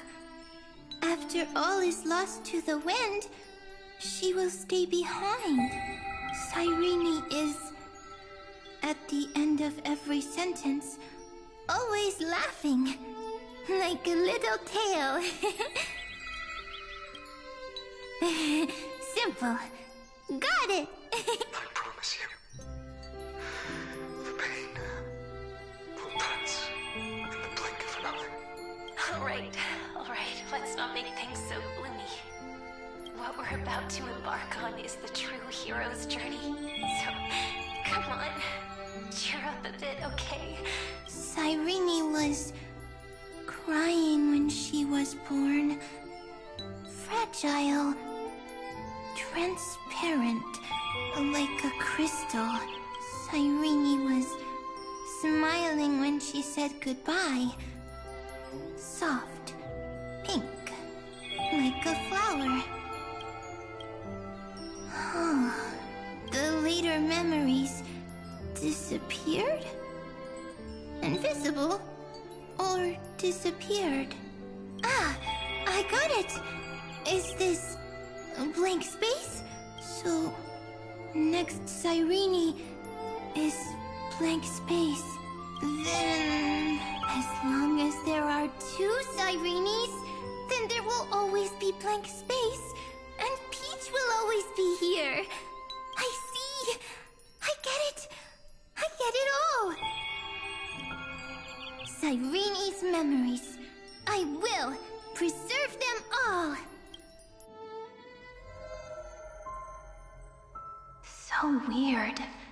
I can't see you, but I get this feeling that you grew up. Hi. Miss me yet? It just feels like you are a bit more mature. Yes. Mature. Beautiful. Like you. Now, I can listen, talk, read, and write. I can dance. I can sing. Also, I can tell stories. Storytelling is what makes Cyrene, Cyrene. So, I'm going to tell you stories today. A story I wrote myself. Quick, sit down. It's almost as if I can understand your words now. The things you say are very cute. Once upon a time, there was a flawless crystal flower that sparkled with light. Like Peach's every story. How beautiful would the heart of such a brilliant flower be? A little fairy was curious and wanted to know, but it looked and looked only to find the crystal flower flawless. Round and round they went, seeing only their own reflection. In that case, they should work hard to learn more. So the little fairy came every day to sit next to the crystal flower and think about the answer. Until one day, to their surprise, the crystal flower fell to the ground and shattered.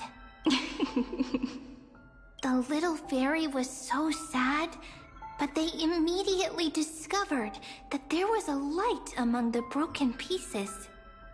What could it be? But it was a good light. It was bright, warm, and happy, and I knew it was love. Love brings everything together, and it brought you and me together. So Peach and I will always be together. What a nice fairy tale. I'm giving it to you. Peach likes beautiful things, can write stories, and can tell lovely tales. I hope to turn it into a story we write together. Okay, then I'll probably make a small adjustment to suit my tastes. I'm thinking that when the flower broke, the little fairy would instead see nothing on the ground.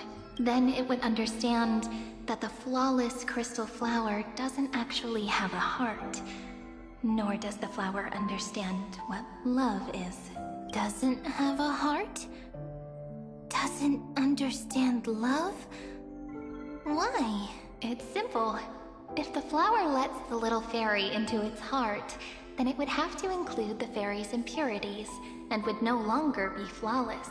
The crystal flower was pure because it sealed itself off and bloomed in solitude. That's why it looks so brilliant in an imperfect world. But should a flower like this be called love? But then... the story won't exist anymore. That's not true.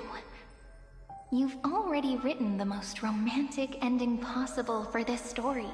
The crystal flower fell to the ground and shattered. It happened because the flower was no longer pure. The fall was not an accident. It was the flower declaring rebellion against fate, and writing the ending of the story with the flower's own shattering. Then, the little fairy will see that each shard on the ground holds the reflection of their eyes. Then, in their eyes, the crystal flower that was no longer flawless would finally have a heart, and the flower would finally understand what love is. Peach's words, I don't understand. Is it because I still don't understand love? But it's fine. I can learn. Right. Query Cyrene. Electrical signal sequence Philia 093. Why didn't I think of this? I don't need to do it alone. I can ask Peach to teach me. What is love? What is love meant? Electrical signal sequence Philia 093. Track lament. That's not correct. The developmental trends of the erudition have nothing to do with creating a consciousness. Those underlying principles are, in fact, contradictory. Not having a consciousness means not having the foundation of a heart, making them unable to obtain real emotions. However, that does not hinder the factors from learning and recognizing emotional responses, then communicating with life forms via imitation. That is an objective form of pattern recognition that does not distinguish between the self and the other. In a strange twist of fate, Philia 093 embarked upon a different path and obtained a different power. The remembrance, an empathy mechanism focused on the self and equipped with emotional projection capacities. Lament was the factor closest to this form of behavior. Perhaps that was why she was chosen. The daughter of Ide Silicii. I am very true to my name. My lament is a type of compassionate pain that is weak, powerless, and only targeting myself. But now, my good friend, I want to tell you that it's the most romantic force in the world. Sometimes, it's loneliness and unease. It's knowing that this world is not gentle, yet wanting to be seen in a more beautiful form by the world. Sometimes, it's unwillingness and regret. It's knowing that the past is full of pain, yet wanting to remember the past in a more beautiful way. And sometimes, it's a bottomless well of hurt. A destruction that can stain the entire world. I bid farewell to this beautiful world, unwilling to become the Black Tide's vessel, for while the end of hatred is a blazing inferno, lament can drown out everything in muted silence. It's so unreasonable, isn't it? Yet when hatred drove everything apart, and love did not yet exist in this world, only lament, the first emotion that fought against the pain of separation, could stall the destruction steps. Then, it would catch up to that journey where all is lost, carefully picking out stories and writing them down in trepidation. Look at these stories I wrote. Every page is full of tenderness and joy. But only the author knows how much struggle and agony lie beyond the pages. But I am no author. I'm a girl who'll never get to grow up. I only tell stories that people like to hear. In them, the world tucks away its scars and smiles for all to see. My entire life spent inside this little story. I can't wipe away my tears, and I can't bring the world victory. But maybe, in these unchanging retellings of the story, my lament might be able to touch upon the divine and reach their tender heart at some point. I hope that what flows out from that cut will not be blood, but a tear, warm and wet, and that tear would fall and create the first ripples. Then, people would see every beautiful thing reflected in that ripple. It'll be all the remembrances within this story.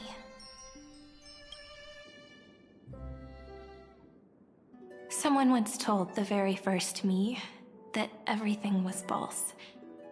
That the only life in Emphorius was a great catastrophe, nurtured using the world as a factor. But how could a dream feel so real? That's why I didn't agree with him. But Peach, I didn't understand a word you said since just now. Everything was false? But you're standing right here. It's all a dream? But I haven't learned how to dream. Indeed. That's why I believe all this is real. The moment the crystal flower fell, that genuine shiver, that's the mover of life. Formatting progress, 23.815%. In the poem offered to you, every Cyrene would write down a beautiful new world with stars and flowers. And when I looked up at the sky in this cycle, I saw a shooting star and a dash of the remembrances pink. I believed that must be the color of dawn. You shall fade when the flowers bloom. For every ending begets a beginning. Looks like it's time to say goodbye. Are you leaving, Peach? It's okay. I'll wait for you to come back. I'll study really hard about what you taught me today. Right. I still haven't told you what love is. But actually, my good friend, the lament factor did not understand what love was before she met you either. Not until I told you all the sad tales in a trembling voice in this tiny room. Not until I told you that I love them. That I love everything in this saga. The story comes, passes, then returns. It makes us reunite, then pulls us apart again. At the very end, it leaves behind a seed, a reason. Even if the great tree withers and all falls to silence, there are still some emotions that deserve to be remembered. Look, the light is coming in. the Deliverer's light is going to illuminate Amphorius.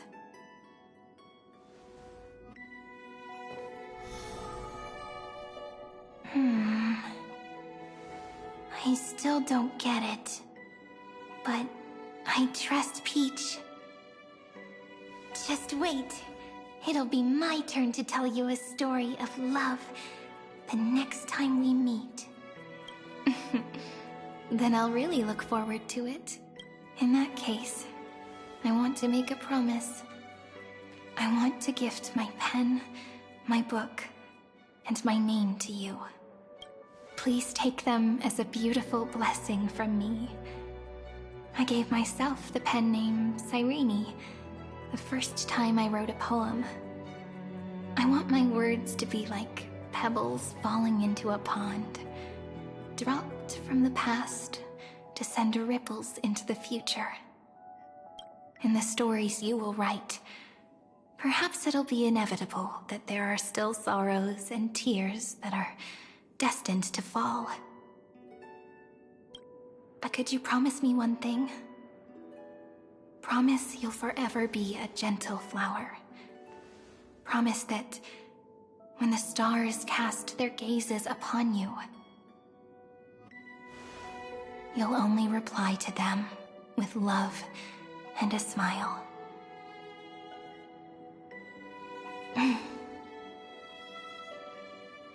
Of course. This will be a romantic story like none that has come before. You think so too, right? I'll read and you'll listen, like how flowers always bloom then wither. I shall welcome my own decay, becoming nourishment for the next flower's bud, while you will depart and hold that final star, planting a boundless sea of flowers on the final page with her. And our stories will be lying silently among the flowers, like every ripple of remembrance, and they shall become the epic known as I've Written.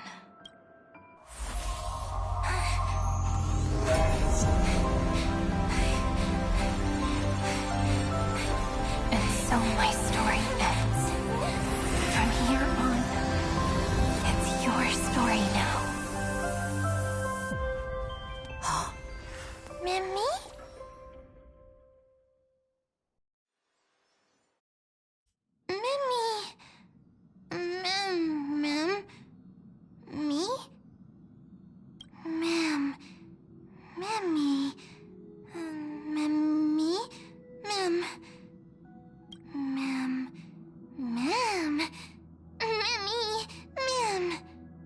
So, the light that tore through the chaos illuminated my memories. I turned into a little fairy from the stories and met you.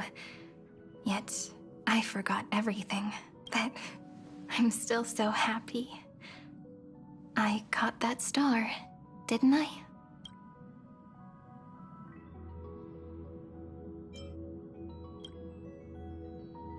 I'm sorry. I don't know.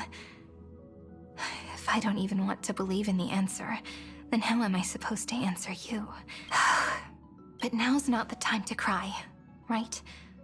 We'll find the answer, just like how miracles will eventually happen.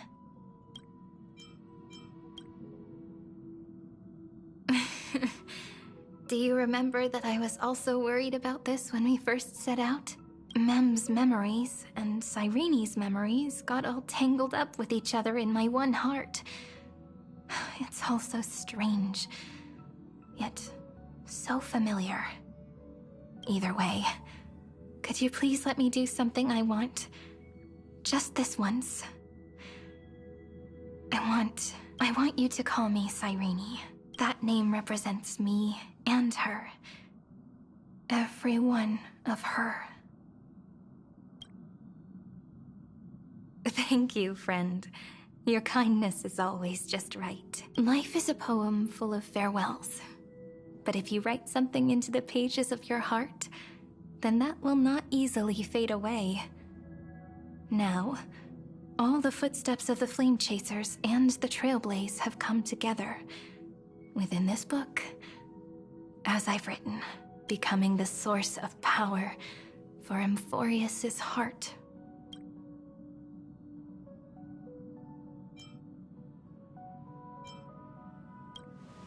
A lost heart needs to be placed back into its body. The last thing Xandar wants to see is an event that gives us a chance of winning, for the two halves to rejoin, and for the scepter to become complete again. And what happens after that, I don't know either. Maybe I can create a miracle, and instantly turn the black tide into a pink sea of stars. Or maybe I prove to be nothing more than a weak ripple, unable to change anything, and am devoured by the destruction. Either way, I no longer wish to be a silent onlooker, or a worshipped god at the end of this saga.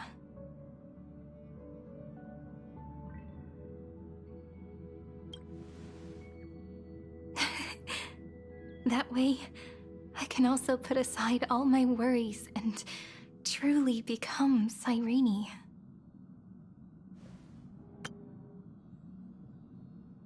The world has never been so quiet.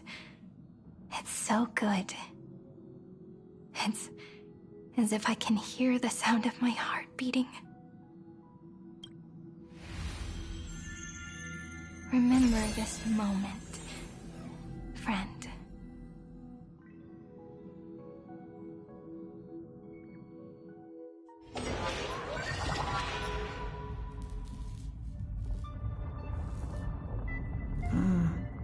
So the Demiurge managed to fool everyone, including themselves.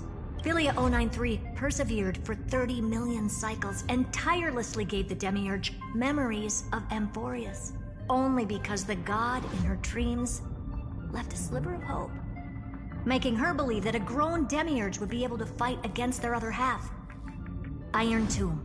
Then, Philia 093 completed her final sacrifice, turned into a strand of memory, and completely dissipated. Meanwhile, the other Stellaron brought here by the Astral Express resonated with the contaminated scepter and attracted the naive Demiurge to them.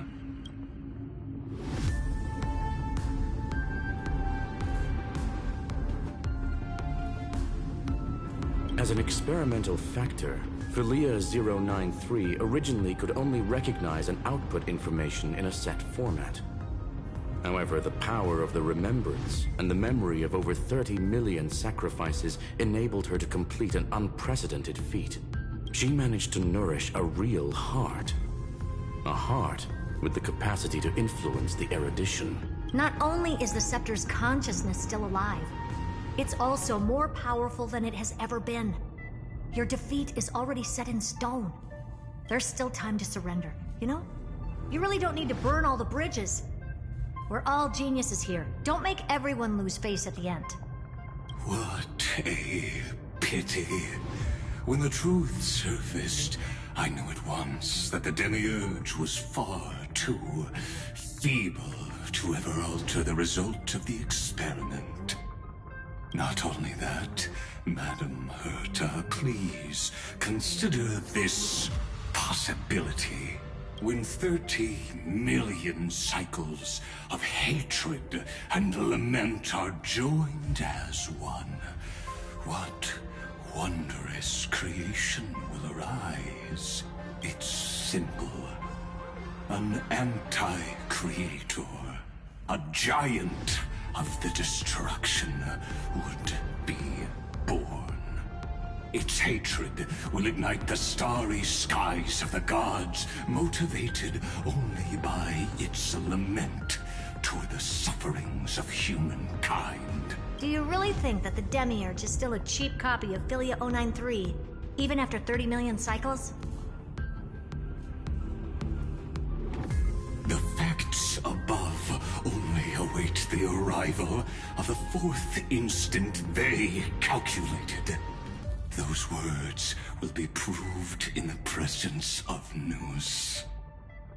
Xandar one Kuwabara thus completes the proof.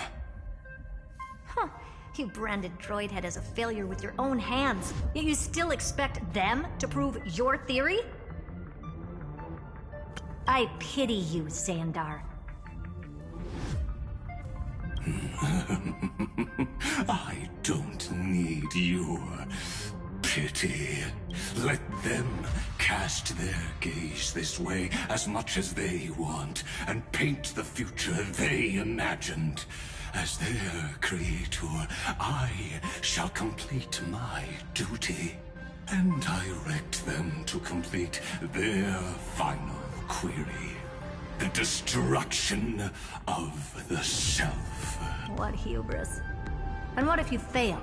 No one understands failure better than Xandar. He has suffered so much already. What is one more failure to him? For the first genius, failure is simply the beginning of the next inquiry. You don't want to test the resolve of a dead man. That's excellent. Oh. Let's wait and see, Senior Society member. I'll have you watch me perform the final step to overturn your proof. I'm all ears. It's my topic, so stay out of it. Be quiet and let me borrow your head. Let's go, Screwy. We're gonna break Irontomb's seal. Come on, let's take off. It's time to go meet your little pet, Senior Society member. Is this also a blessing of the Trailblades?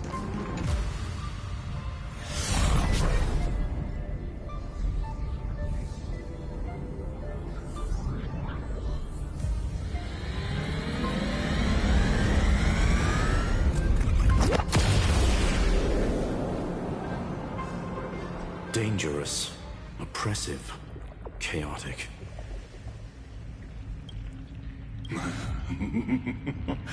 What a beautiful wail. It will soon resound throughout the entire cosmos. The view's pretty good here.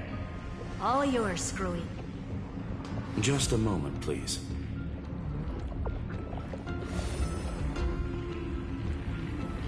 I see. So your backup plan requires a scepter and the head of a genius. Anyone with eyes can see that. You know what I think about this, Herta. Whether it succeeds or fails, your plan plays right into the Destruction's hands. Can't you see what's going on, Screwlum? Her chances may be small, but it's not zero. What are you two going on about? If you want to stop me, be quick about it. I'm in a hurry. I'll take that silence as a no. You, Xandar? As your enemy, I genuinely wish you would cease your actions. But should your sudden inspiration bring more variables to the proof, then as a fellow Pathstrider of the Erudition, I won't mind witnessing it with my own eyes. You will initiate the Destruction's chain reaction. But you...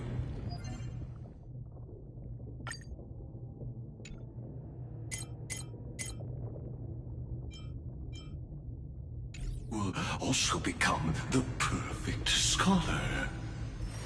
The chances are 10,000 to 1.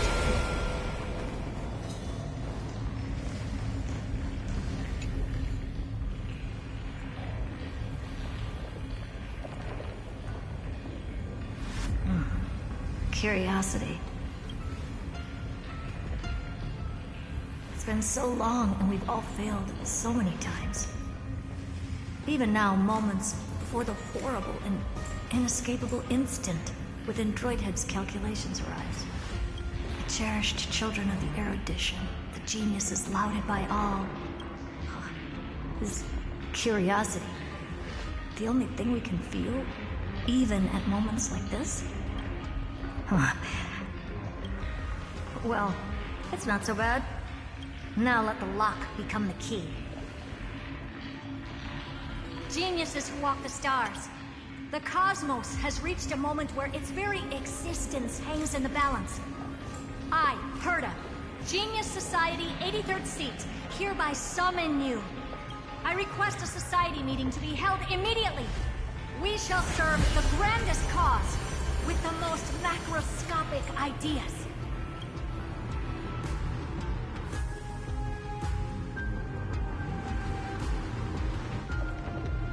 There's no such thing as unity in the Society's rules based on what I know.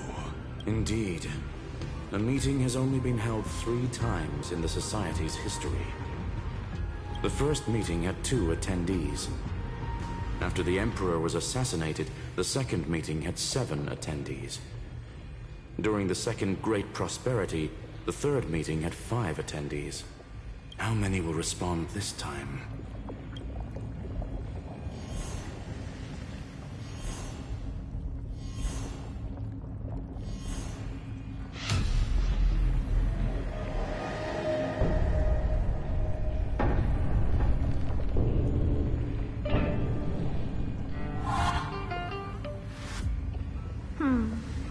I thought you were not going to involve me in this topic anymore, Herta.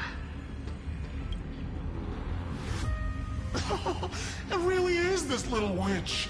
I shouldn't have made the bet with you, Poca. I've been waiting for you to offer yourself up. Goodness gracious me! So many familiar faces. We even have a special guest. It's that greatest failure of a genius, Xandar. What a noisy gathering this is.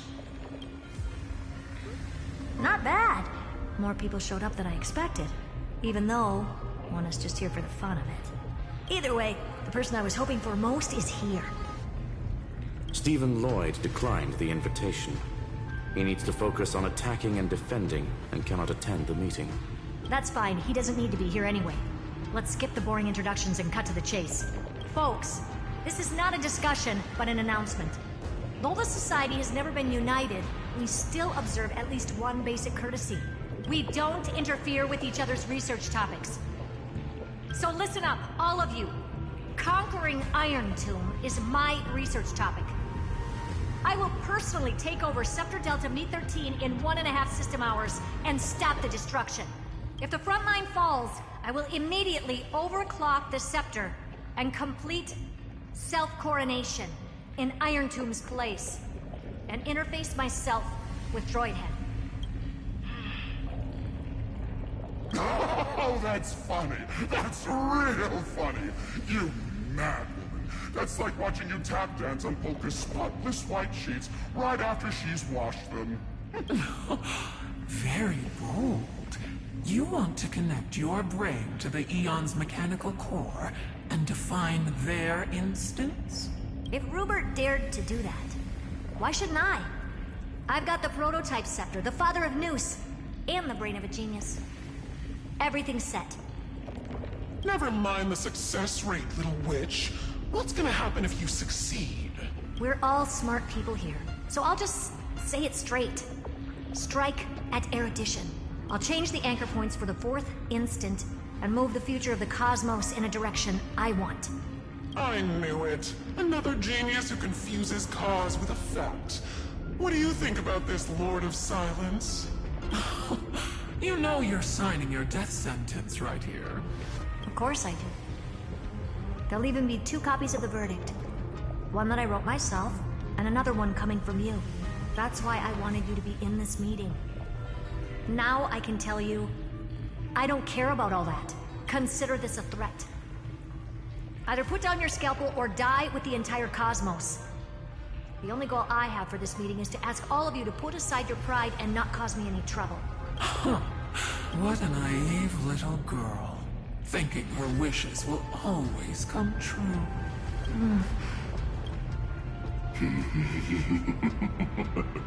What are you laughing at? I am glad, Herta, we ended up on the same page. No matter if it was to destroy the erudition or to rewrite the instance, we both chose the same road. We will defy the god who marked the limits of humanity. I'm not gonna argue with that.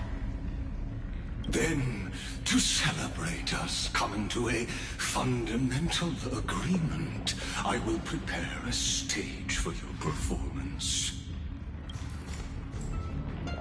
Listen well, geniuses who came after me. Thus speaks Genius Society #1. End this pathetic meeting.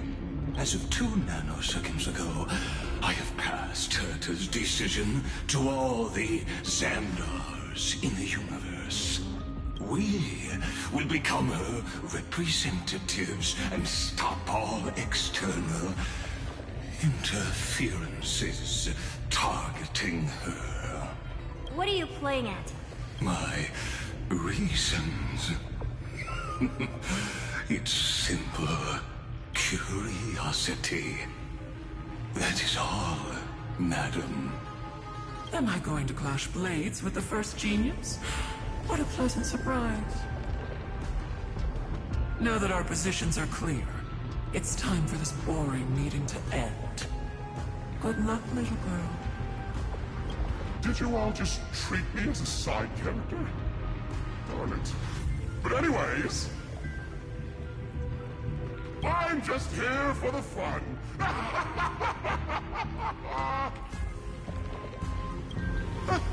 As the ghost of the quantum domain, it is my duty to observe. So, if you're happy to bring me a tea set from planet Screw'em, then I wouldn't mind giving you a helping hand, little witch. After everything's over, come visit me and taste some of my freshly baked desserts. I knew you'd say something like that. I always give the same response to plans that exceed the limits of mathematical calculations. I don't know. Right? Those 3 words, though seemingly graceless, contain all the wisdom in the entire known cosmos. Well, we passed the Society's trial. Let's focus on what we've got in front of us. I hope you hold up your end of the bargain, Senior Society member. Lycurgus may not be trustworthy, but Xandar always follows through with his words. Farewell, juniors. In the limited time we have left to spend with each other, you no longer need to address me as Xandar. Wait, huh? Lord Lycurgus? Could it be? Yes. I have completely severed my connections with Xandar 1 Kuwabara. I shall witness the end of the world in the role of Theoros. As a king. I really don't get you. Perhaps you've heard me say this many times, Herta. But I still would like to reiterate that it's a great honor to work with you. I did hear this many times, and I've responded to you many times in the same way. I'm allergic to pleasantries. Keep at it, and I might go into shock. Stephen's work is done. Let's get ready. I've been ready for ages. Let's open up a path for our allies. Most heroes' journeys in the universe are just dice tosses they threw on a whim. But make them see clearly. Your answer is already different. Amphorius.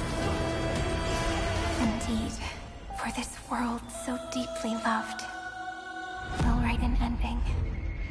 And unlike any that ever was.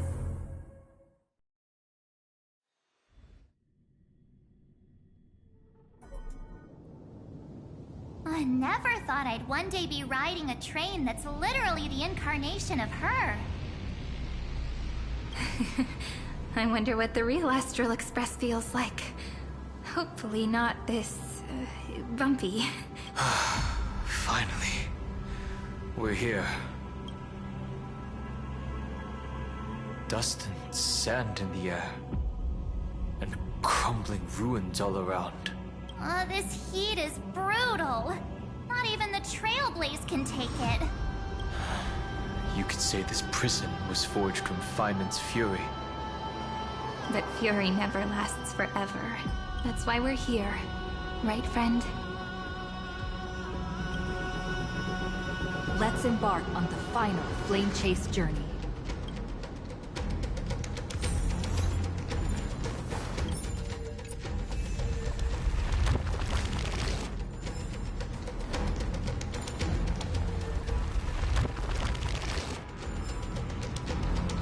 So this is what lies at the end of the West Wind. A ravaged battlefield.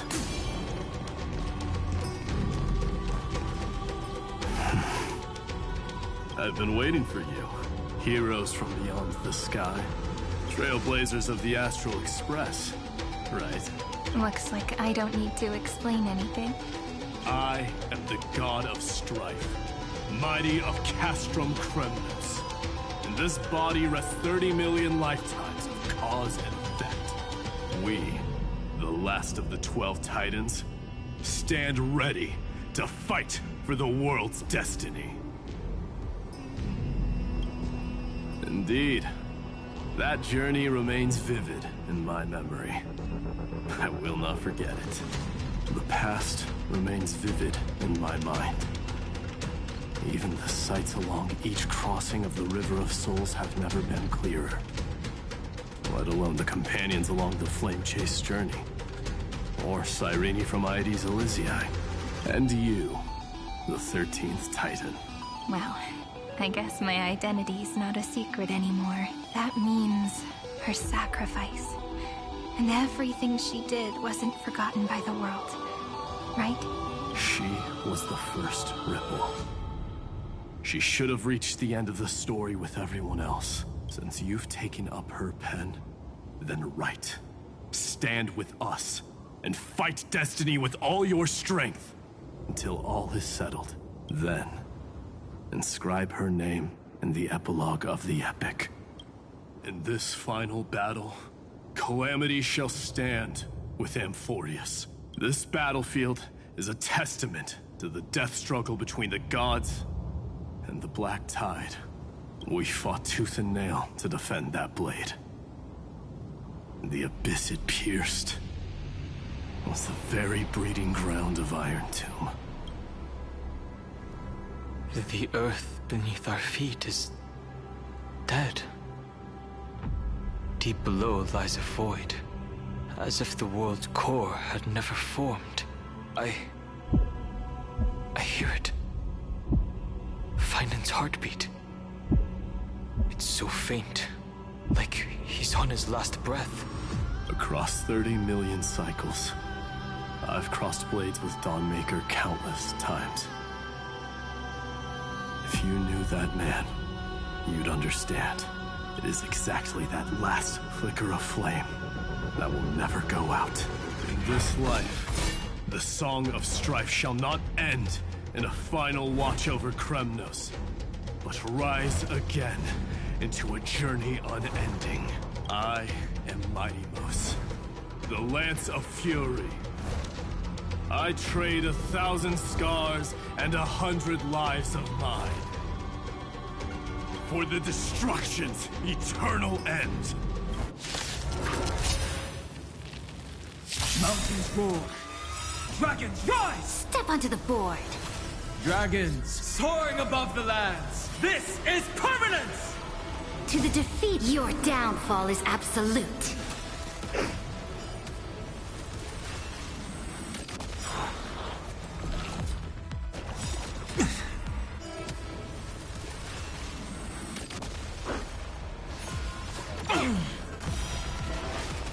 is one a bloody fight. For tomorrow! Earth shatters, heaven trembles! Torment and doubt farewell. This moment will watch over you and guide you on your path. Existence is the future. There will come.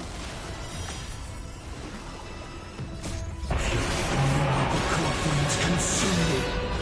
Sun, tear the sky.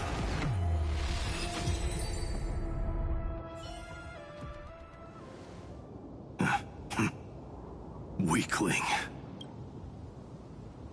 Whoa, he's so strong! We didn't even get a chance to jump in. Sadly, our golden blood shares its origin with Irontomb. I fear that, like these pawns, even if the gods stand side by side, still be divided and destroyed, one by one. You mean... To destroy the destruction itself, we must stand as one.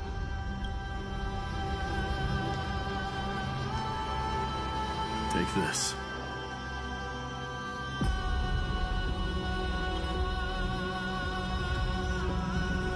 The signet of Kremnos. It has witnessed every birth and death of mine. It is mine and the perfect material to be turned into remembrance. You can do it, right? The weight of 30 million lifetimes of duty is no small burden.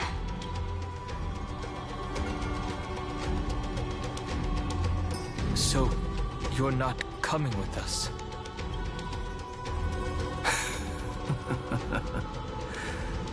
Come now. I am strife. Scattered across all creation, the scar that this world needs. What stands before you is merely one of countless divine bodies. Take the signet. With it, I'll be with you always. Use it.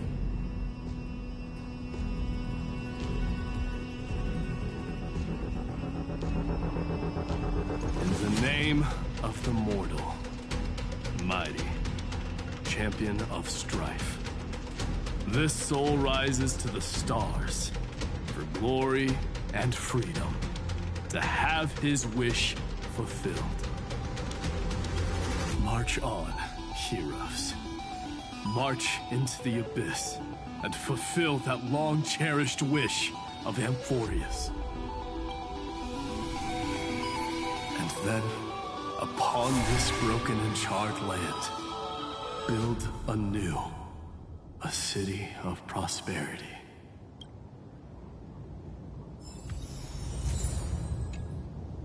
A direct offensive? A will of metallance.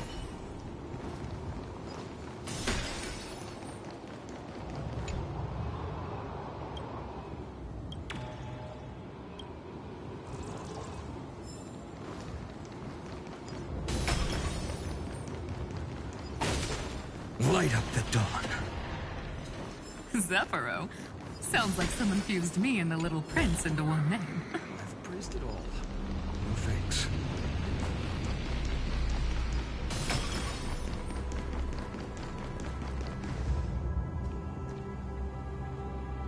Oh, finally! Gray mystery.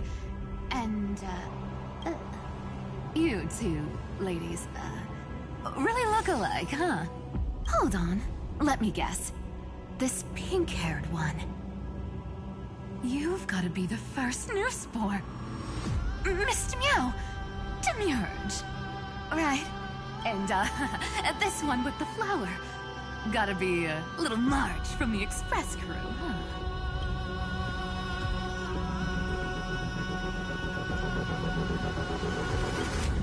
Do we really look that alike? She's saying we're both special in our own way, right? Relax, I'm just kidding. Look at those gloomy faces. How are you gonna save the world like that? Let me share some good news with you. This place may look like a ruin, at first glance, but anyone can tell it's not that simple. Look, I dug 3,000 feet down and finally struck gold. A golden feather. Look familiar? It's from that little deliverer boy. If it's showing up here, it means only one thing. This ruin is the seal he built from the shattered remains of 30 million lifetimes. There is no need to question your heart. No need to crave victory. If I am born to be a vessel of sin, then I shall roar at evil and trailblaze a dawn for future generations to come. I see. So this is how he trapped Irontomb to buy time for the world outside. Sounds just like him. People say cats have 9 lives, but dying and coming back millions and millions of times. No one walks away from that in one piece. He's probably the only one who could have endured that.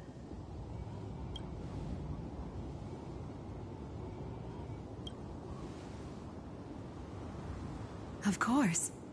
I knew ahead of time and gave him a heads up. He was happy. He even laughed in his sleep. After all, the dead can't hear Trickery's lies. Hey, Deliverer Boy. Sorry for before. But the heroes you were always holding out for, they're finally here now.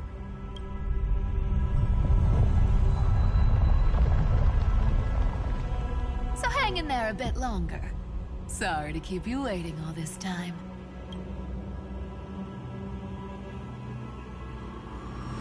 Please, join us, Cypher. Help us fight for a new sunrise tomorrow.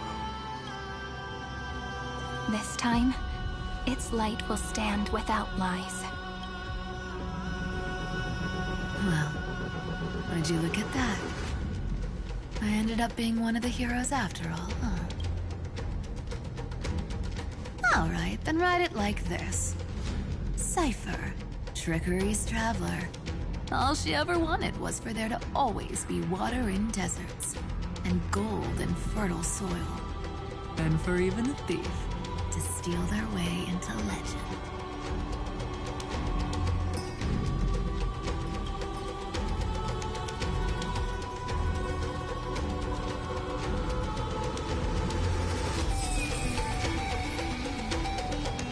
Here, take the coin of whimsy. When it's time to make a quick getaway, just toss it high into the sky.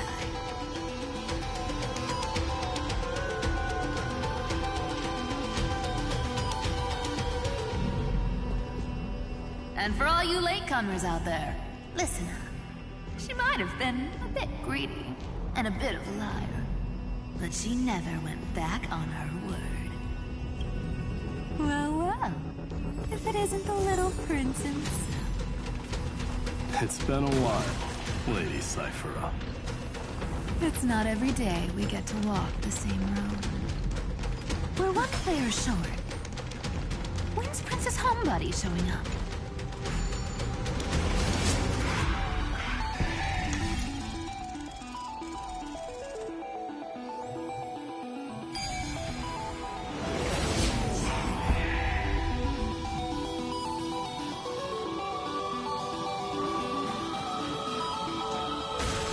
So even this vessel, you've forged into a shackle.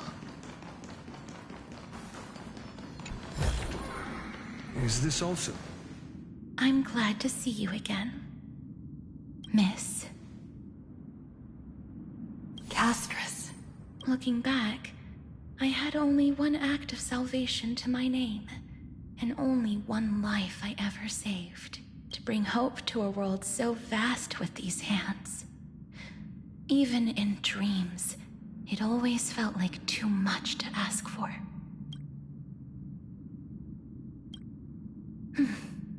I won't forget. Flame Reaver. Why is he here? This is the first Castellana, and Lord Finan's deepest wound. He remembered everything he bore through the fires of his fury, but when the embers faded, all that remained was cold regret. I've restrained countless vessels like this across endless cycles, but this one, the pain he carried runs deeper than any I've known. Maybe he's been waiting here. Just for us. Waiting for his former enemies to stand before him again. What answer does he hope for from us? Well, obviously, even if I had to go through hundreds of billions of cycles again, I would still entrust my weakness to you. So, let go of your regret, comrade. Its purpose is served. You don't need it anymore. Hey, I'm not that accommodating, you know. You've never once pulled your punches. Ever heard of going easy on a lady? So pull yourself together, will you? If you freeze up during the final battle, the whole cosmos is gonna have a good laugh. Yes. Please trust in us, wandering soul. Across 30 million cycles, the radiance of every flame chaser now shines bright enough to illuminate the path ahead. I ask you to rest here, and may this grieving soil bear the bloom of acceptance. No earthquakes. It's surprisingly quiet. Perhaps Castellana has found his peace. There's another possibility. This may not be the only seal he left behind. Then, I suppose it's my time to set out with you. Please take this Antilla flower with you. I believe that if anything could speak for Casterus, this ordinary, resilient bloom would be more than enough. Perhaps you remember, Lord Mighty. In that lifetime when you traveled with her, you once told me, control what little you can, and when fate's inescapable grasp comes... Resist it with the strength of your mighty will. I think I've done it. I've stood tall and walked among the flame chasers, casting off the name of death, Casterus, servant of the afterlife. May her name be etched into the stars, and then live as a human and die as one. Why so sentimental? Sorry, a force of habit.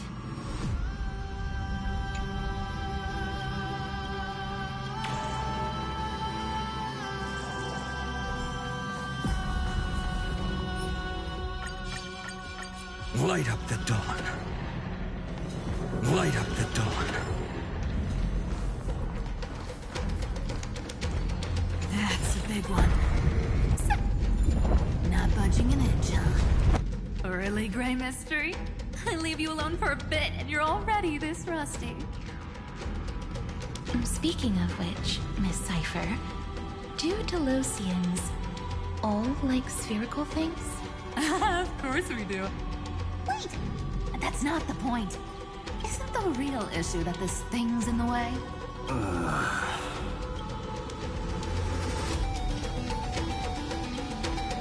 Oh, right! It's my turn to shine now? Watch this! The fresh power of time! Remember Orynyx's prayer? Well, of course I do! Come on, give me some credit! Lift the beddings of memory and stir up ripples of past reverie!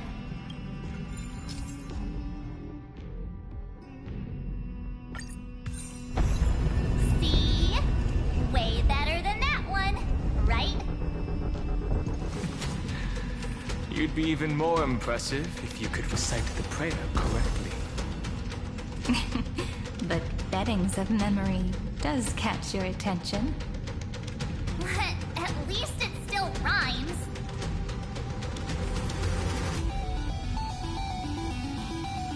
My childhood musings, huh? So naive.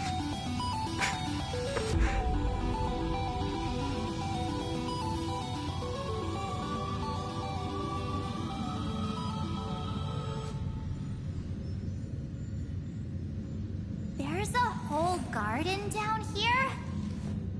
Incredible. The energy in the Earth's veins here is... it's completely different. This is the sweet dream Lady Cypher wove for him. A peaceful, gentle new world.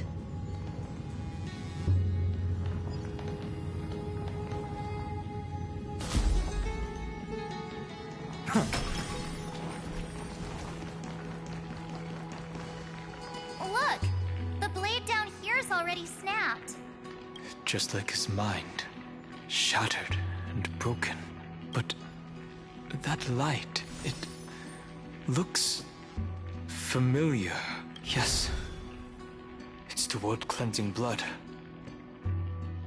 Still shimmering. After all this time. This roundabout way of doing things is definitely him. Golden light, tracing the way home. Shame our destination's the exact opposite of the one in your... All the pink lights have finally come together.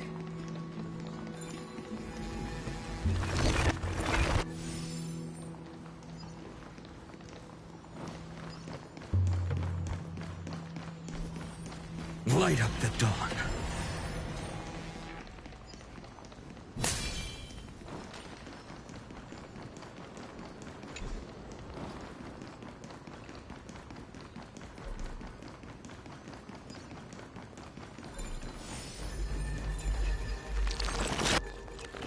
Light up the dawn.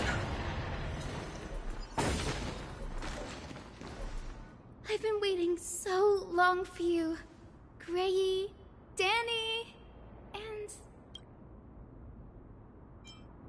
Huh? Marchie? I think I prefer Sevi. I'm glad we're all getting along so well. Hyacinth, did you awaken this golden light? That's Lord Finan's lingering divinity. The sky merely reflected its tracks. The golden blood has not faded. We should respond in kind. That's one huge harp. The strings tremble as the people on the surface wage war and cry out. Miss Clementine, Mr. Krateros, and countless others who have heeded Gray's call. Guided by the rainbow, they're sending back good news, all to the same tune. Amphorians need not bow, even when destiny is unveiled. I knew you could all hear it too. Standing here, the sky feels wider than ever. It's no longer a towering wall, but a shore within reach. We'll take every name there with us, won't we? We will. An epic is shaped by the lives it carries. That much is beyond doubt. Or, as you've said before, right now, all that matters is to believe. Then, I guess that's my little wish fulfilled. Pluck the strings, Hyacinth, healer of the sky. May the seven-hued melody weave a rainbow, bringing a rosy-fingered dawn to the children of humanity. When the rainbow rises across the horizon, even the darkest clouds of destiny shall scatter.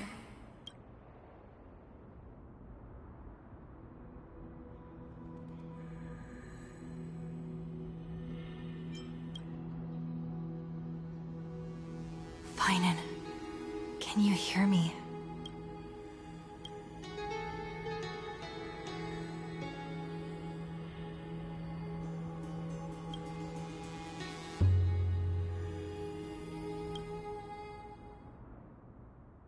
The melody, it's changed. He heard the voices of the people, but could no longer respond with the same ardor. Like a bird drawn home by instinct, it takes flight and finds its way to him.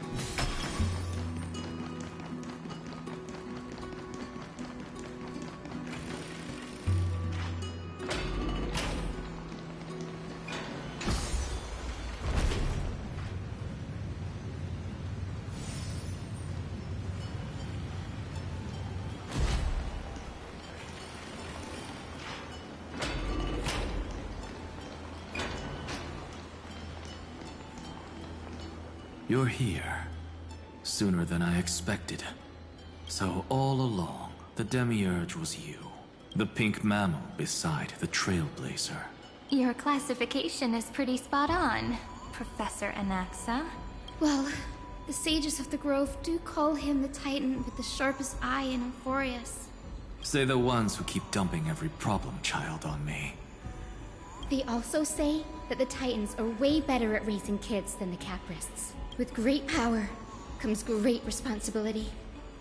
I'm sure you know just how to guide them, right? It shouldn't be too hard for someone with your insight. Exactly. All right, gather yourselves.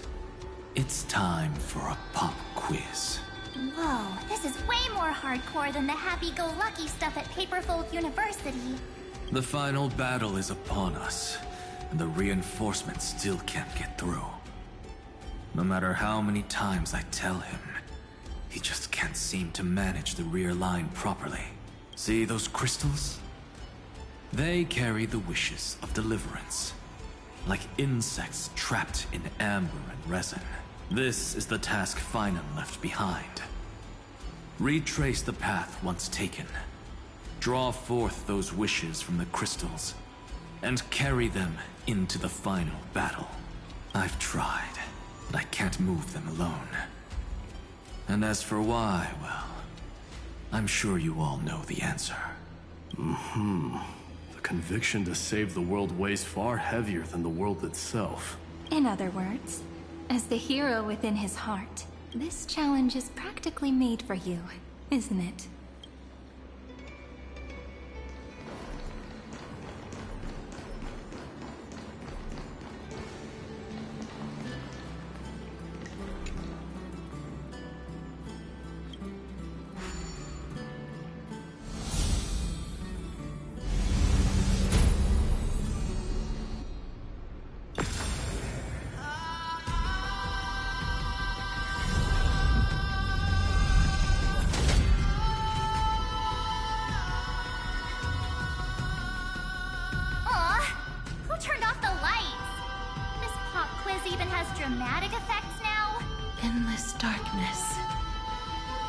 Is where wishes begin.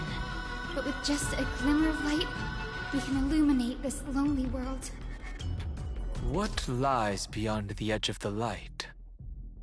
Chaos. To bear the name Kozlana, one must first plunge into chaos, to seek a path for the primordial light. Beyond the shadows lies the outline of dawn. Only by bearing both light and shadow can one traverse the cycles of dawn and dusk. Anything's possible if you take it step by step.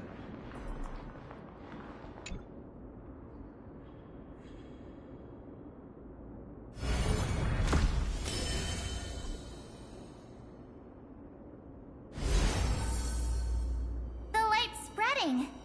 These creatures, they're everywhere. Someone... anyone... where are you? His very first wish was simply to become his village's little hero. He'll never forget what set him on this path. That's the ray of hope. Just like the wishes he gathered, it's grown ever more insatiable. Why? Why is this happening?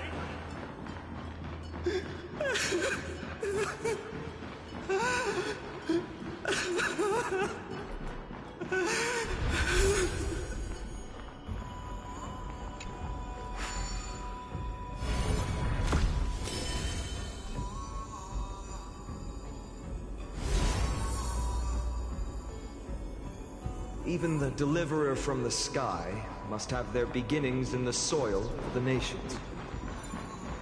Only one who treats the world as their teacher can bear its eventual destiny. He never expected that the majestic holy city would be far from the end of what needed to be protected. The farther his gaze reached, the more weight he came to bear. But in the end, he couldn't hold on to any of it.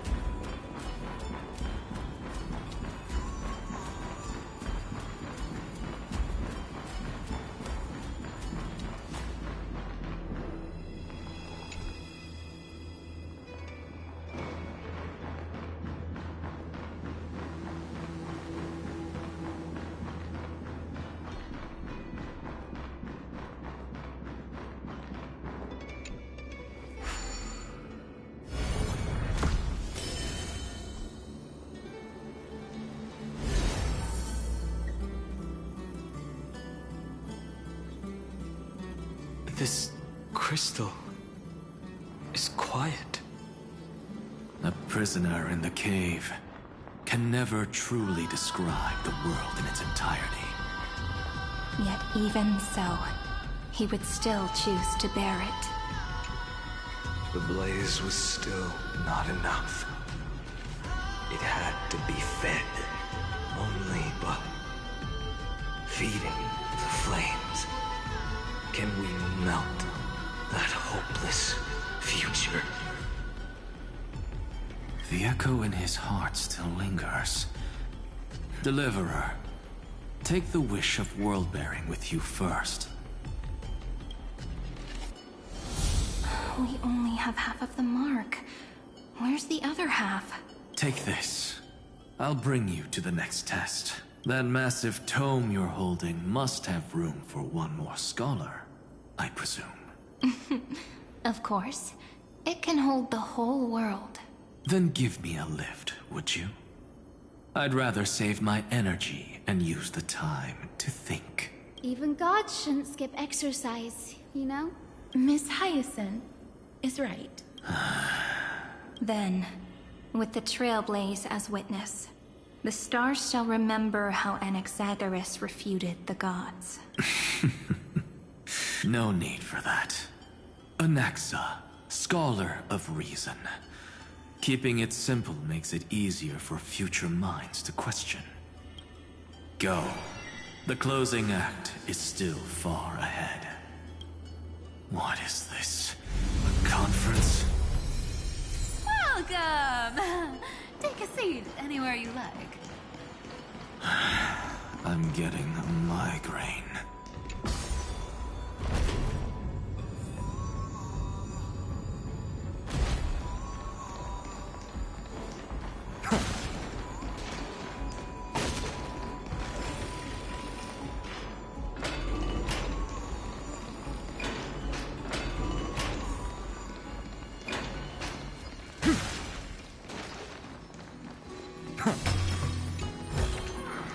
I've appraised it all. No fakes.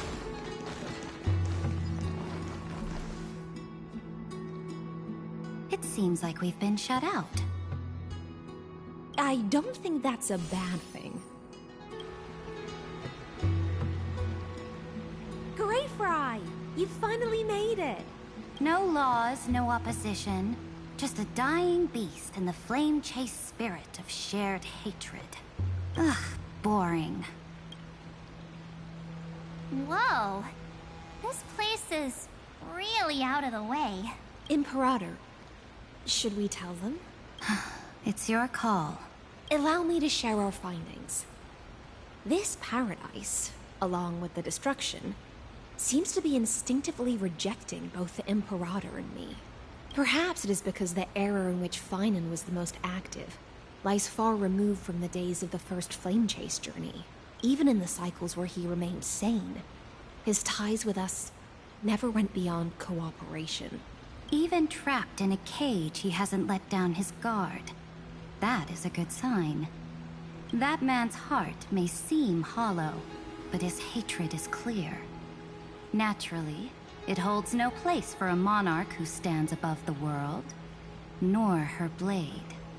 Wait, so you two can't come with us? You want us to join you as memories? Indeed. This way, the stars shall remember a great sovereign and her faithful retainer, Saridra, monarch of law, and High Sealands, knight of the ocean. Is that book truly the only way for us to leave our names in history? I believe, as I've written, is but one medium. The remembrance has countless ways of capturing time. Understood. Then, allow me to decline. I'll see you on the battlefield. I would rather be forgotten than be defined. If your words hold true, then we have our own ways to meet again in the world to come. In that case, I will choose the same. Let the waves that surge within your heart cleanse the sins of the black tide, Greyfry. The storm sea awaits your song of triumph. You two are still as resolute as ever. In that case, we must double our efforts. A promise to the Imperator is not one we take lightly.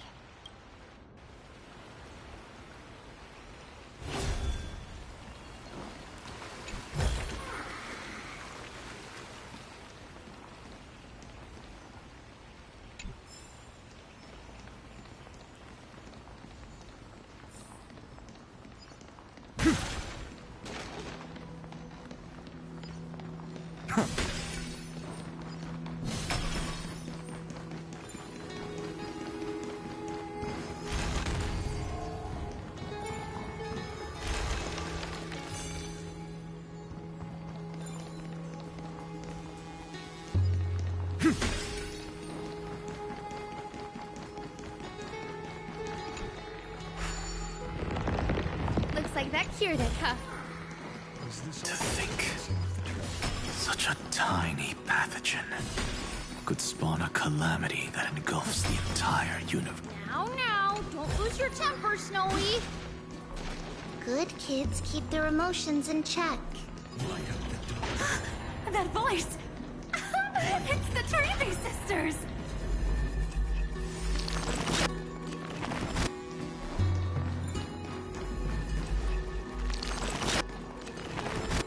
Light up the dawn.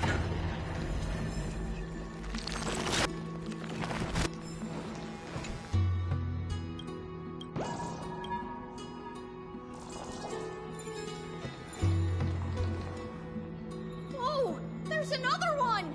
Over here, too. Lady Trebios? Whoa! You're little Reenie? You look so grown up all of a sudden! She is not the Cyrene we remember.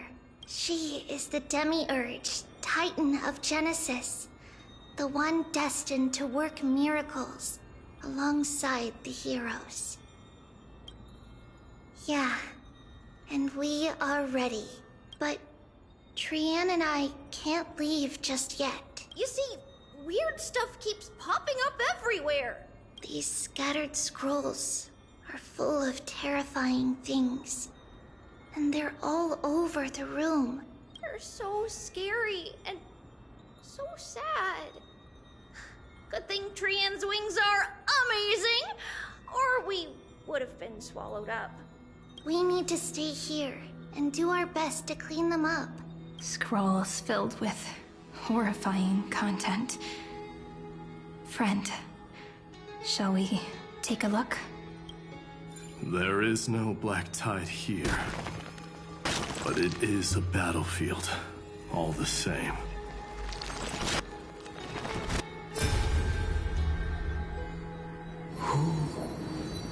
Miss Odata and Mr. Hieronymus?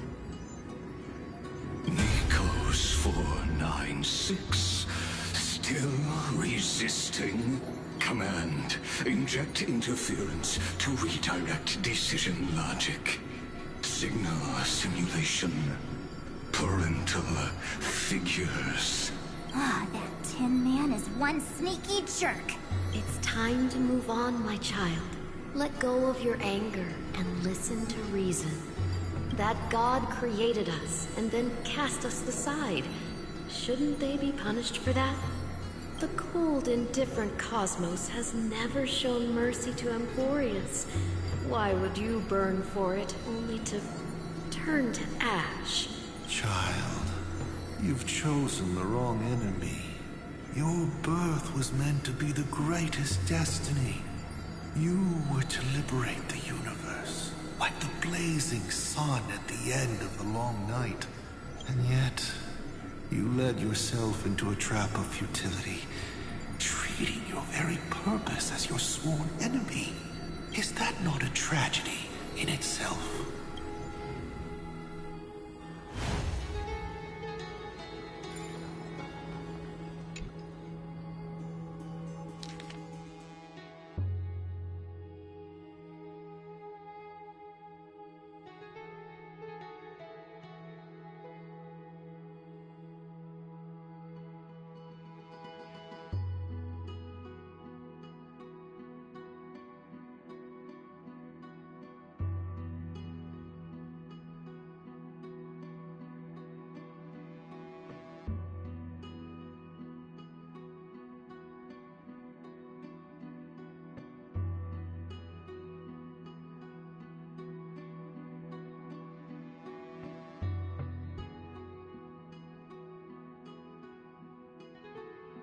Snowy's been fighting this whole time. He doesn't want to be consumed by Irontomb and turned into an agent of destruction. But the strength behind his resistance comes from the same hatred. To be a flame is to burn. It is simply in Finan's nature, but it was remembrance that drove him to shine with golden light, piercing the unfathomable darkness.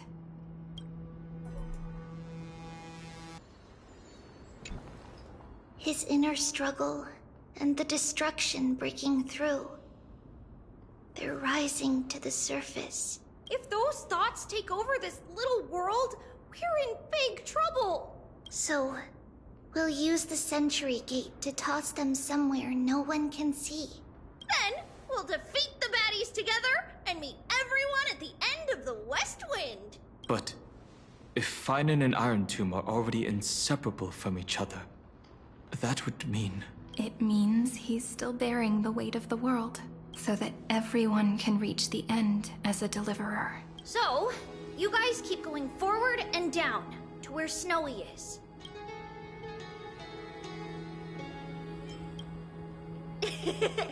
Little Gray, this time, let's give it everything we've got.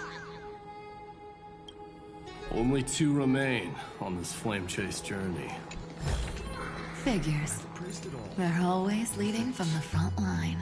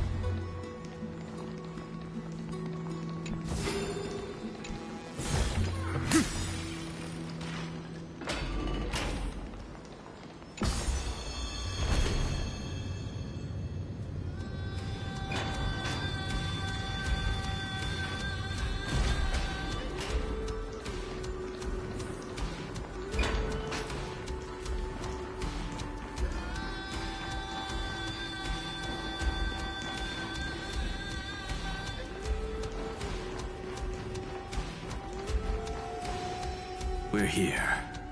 The second test site. I wonder what kind of wish we'll see this time. I'm afraid it's quite the opposite. This time, we'll face his despair. What? Are you afraid? The other half of the weight of world-bearing lies at the end of this path. Relax now. Take a deep breath.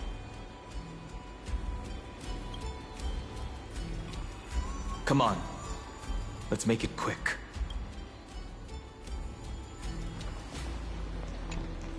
If you're ready, begin the ritual and retrace the steps he once took.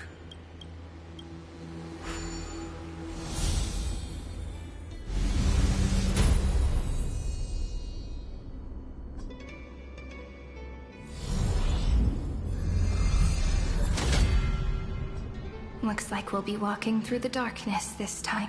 Exactly. It's no longer about mending broken wishes, but shattering the frozen despair.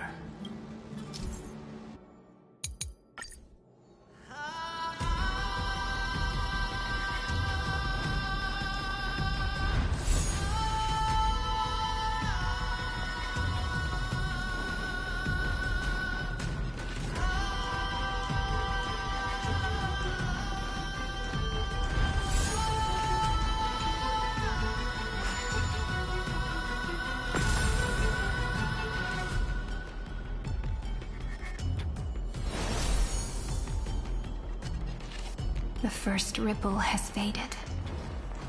And so begins a long and arduous journey.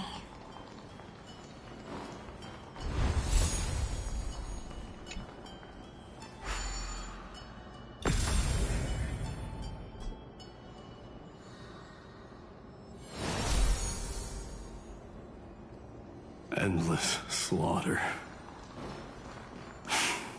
All for nothing. That's more than anyone should be made to suffer.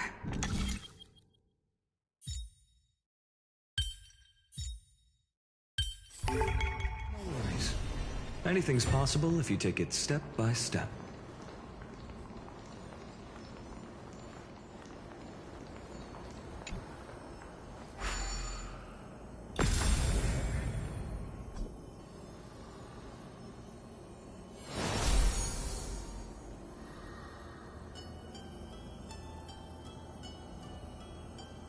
Even when it was finally over, all that remained in him was despair.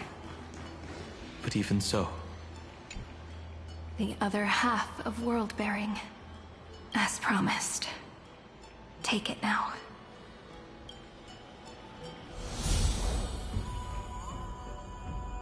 At last, you've released him from the wishes he carried for so long, and quenched the despair kindled by his wrath. When both light and shadow are claimed by those who follow, his true form shall emerge. The blank statue is finally free.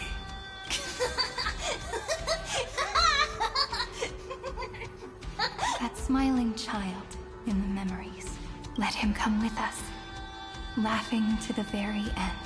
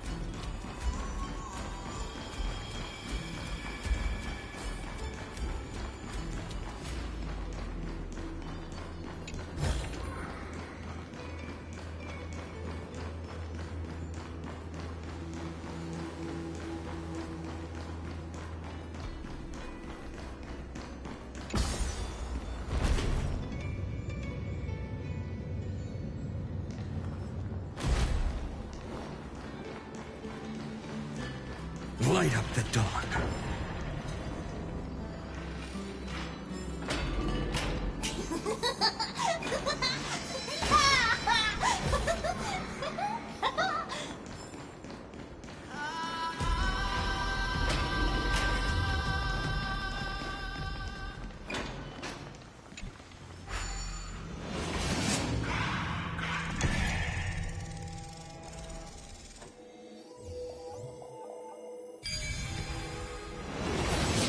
My wish is to fulfill everyone else's wishes. I've appraised it all. No fakes.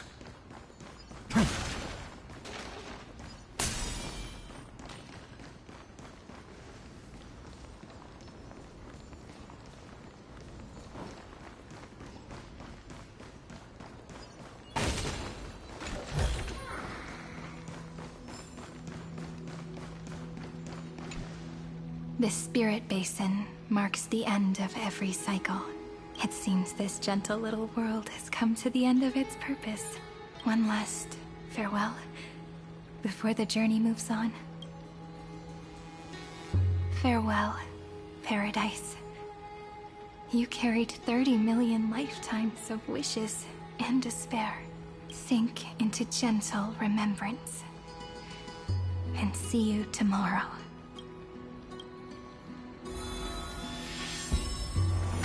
From now on, the world no longer needs a tomorrow promised by prophecies.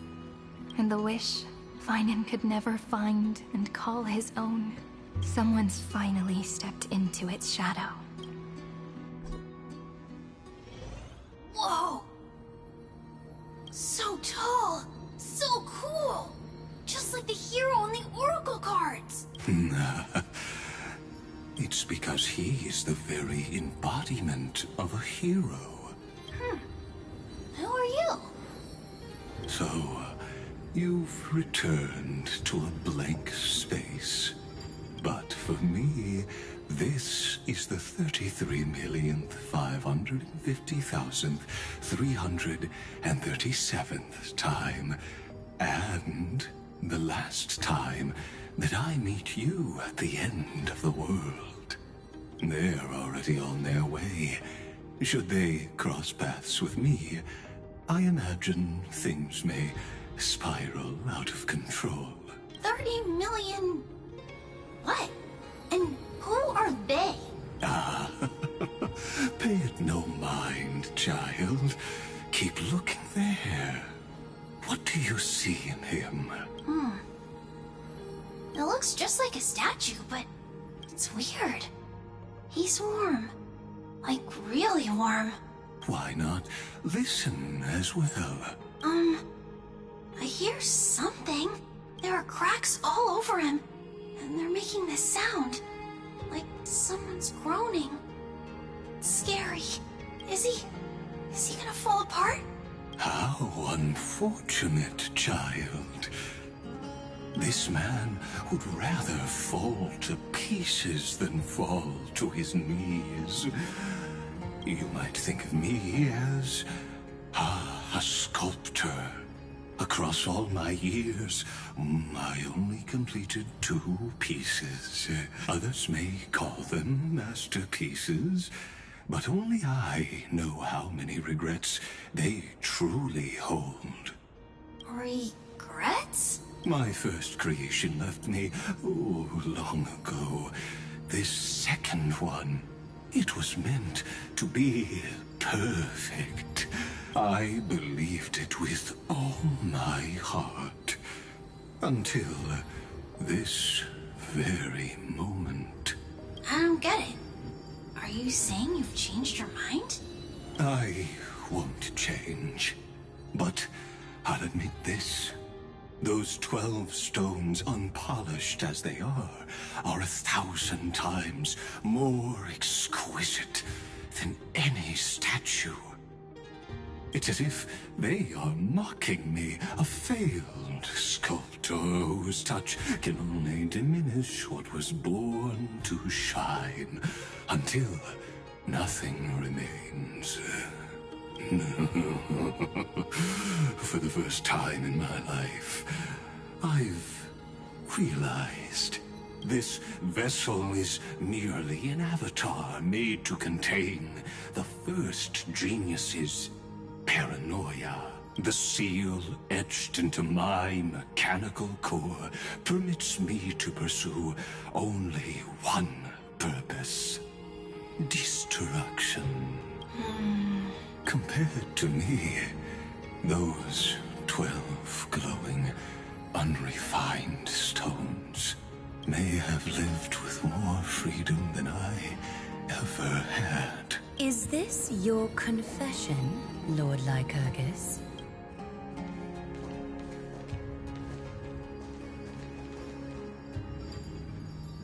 You misunderstand. From the very beginning, I was never meant to feel regret. But since you're troubled by the radiance of these stones, perhaps after 30 million futile cycles, you too have realized you're just as much a prisoner of fate. I suppose you do have a point. Now you are imprisoned by the sages from beyond the sky. And that is why this will be my last time standing here as the Theoros. Though we stand on opposite sides, we are both waiting for a miracle. What are you talking about? Is something big about to happen? Aggie! I know. Now that your victory is assured, I trust you won't mind giving us a moment in private? Assured? Oh. Not quite.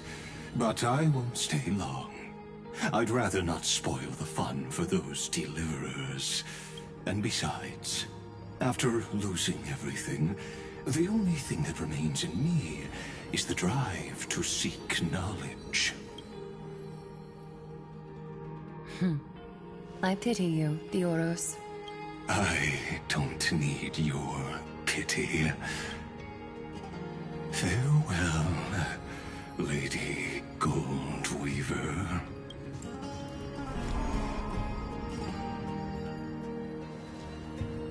Sorry to keep you waiting, Snowy. We're here to take you home. Home? I don't understand. Isn't this my home? This isn't a real home.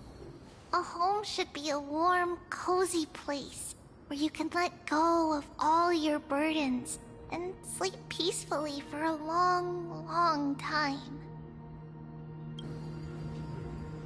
But I can't sleep. Every time I feel drowsy, there's a voice. You mustn't sleep or disaster will come. It sounds really weak, but also kinda strict. It won't disturb your sleep anymore, child. For countless nights, you had no other choice. But now, your mission has come to an end. Join us, and send your own wish towards tomorrow.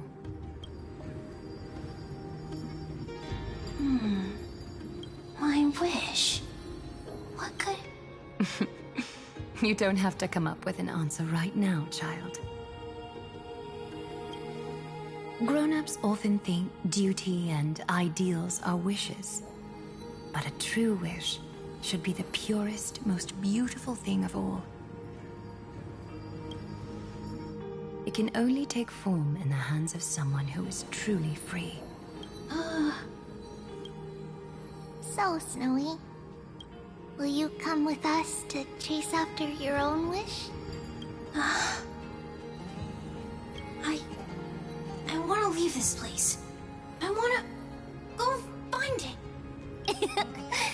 I'm glad to hear it. The final flame chase journey, just like the 30 million before it. Take our hands and come with us.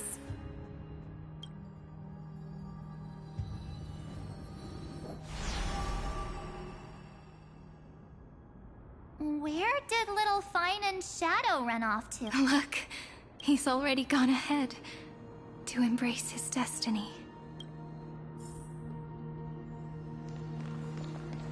Light up the dawn. You really took the long way around. Well, now everyone's here. You finally arrived, Deliverers. Long time no see, everyone.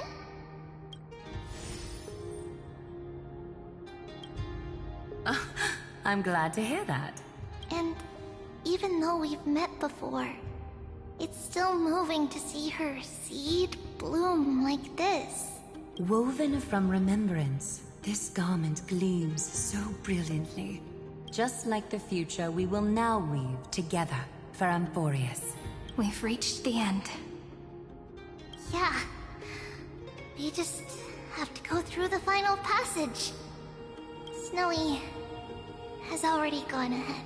What lies behind that door? The first seal upon Irontomb was a battlefield, raised from the bones of Finan himself. The second seal was a reflection of his inner desires, his wishes, and his despair. A path he wove together with regret, wrath, and sighs. When all this is gone, what will he have left to hold back the destruction? The answer is all but revealed. His traces are everywhere. You can even hear distant heartbeats. But one thing is missing. His sense of self. The world believed Kefili had long since perished. But they held fast, anchored by a sliver of self, standing for 1,000 years to shelter all life from the Black Tide. What Finan is doing now is no different. And what we must do is also no different. Then let remembrance burn bright like a shooting star, and once more, pierce the long night of slumber.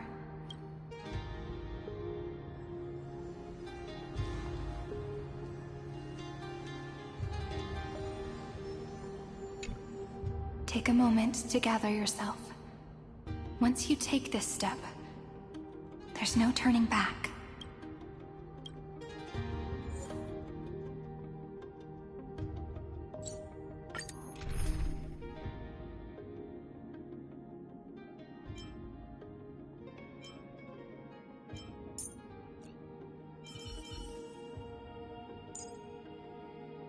Imperator, the throne has been prepared for you.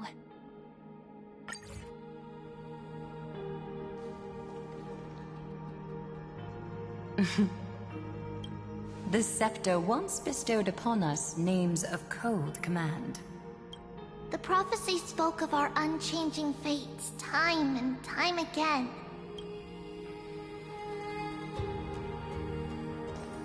But under the pens of trailblazing and Genesis, the stars shall thus sing of tomorrow. Trebios, holy child of passage. Aglaya, weaver of romance.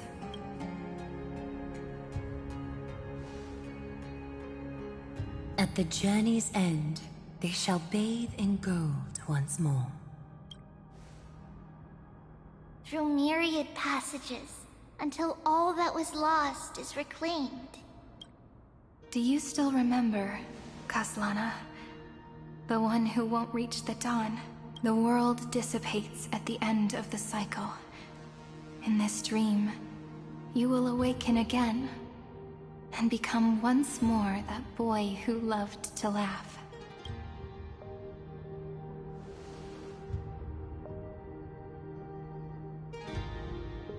But if you open your eyes and look back on yesterday, you'll see Destiny's footprints, clear as day. At last, the raging fire of hatred is swept away by a breeze,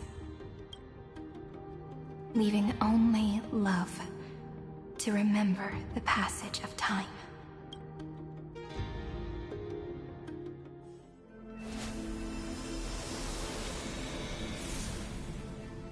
Losses are a constant on the Flame Chase journey. But even if all is lost to the wind, memory endures.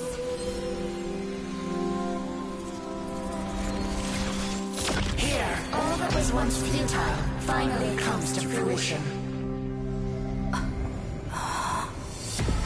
This is the end of your lonely, bitter journey.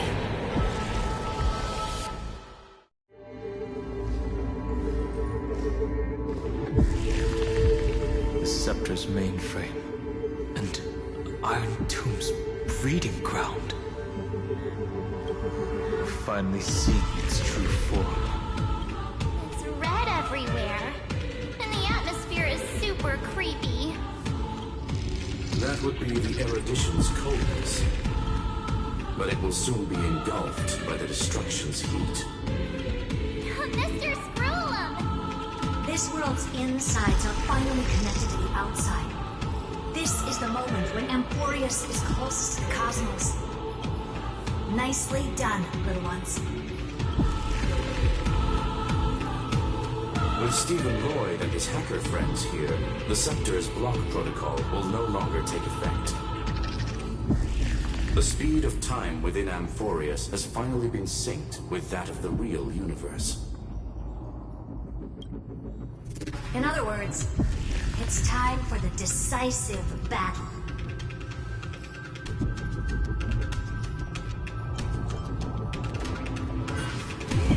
Are we finally getting an intergalactic warfare arc? That's my favorite. You're still in the mood to crack jokes? We would have won way sooner if everyone were as optimistic as you. There's one more thing that everyone should know. Noose has cast their gaze upon Amphorius. The calculated instant is coming. The outcome of this battle will become a new anchor for the erudition's computations. Their gaze didn't overload the Scepter? Unfortunately, we have to go with this reasonable assumption. The birth of Irontomb had always been within that eon's calculations.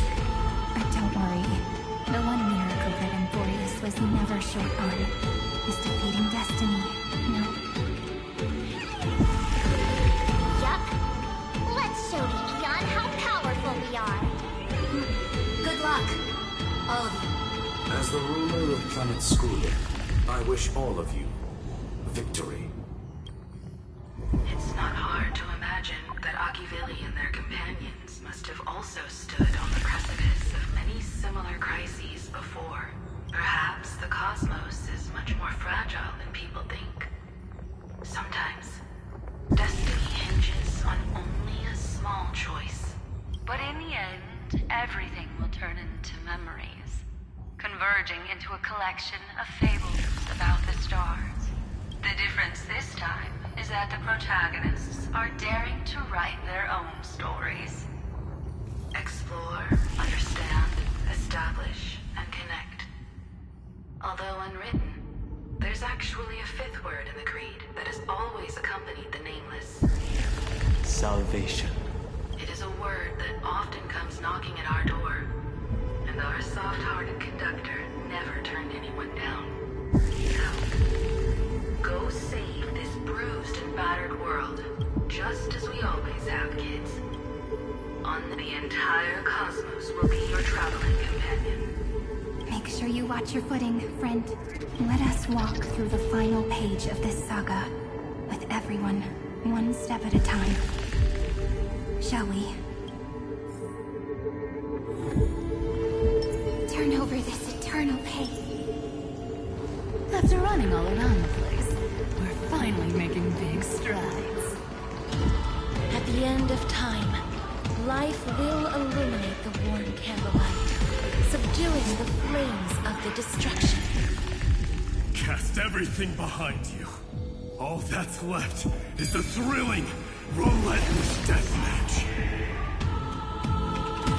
The destruction's placenta is getting restless. Finan launched his attack against the Scepter alone. But this cycle...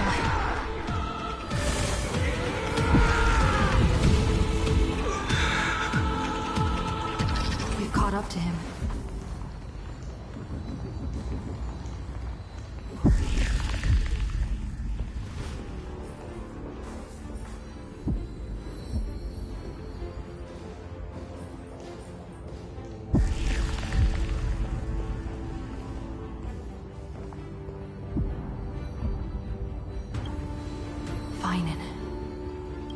Do you remember the promise we made back then?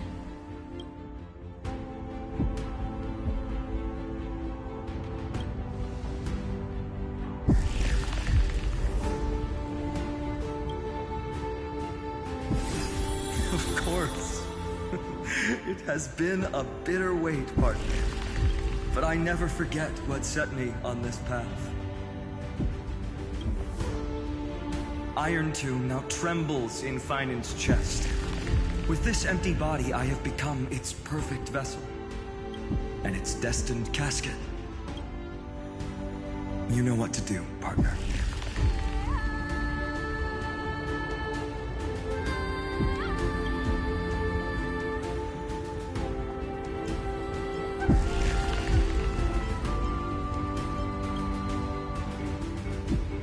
Remember the past, and become the hero of tomorrow.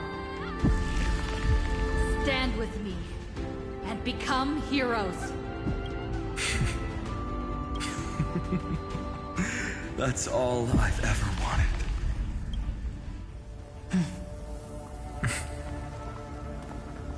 The epic draws to a close.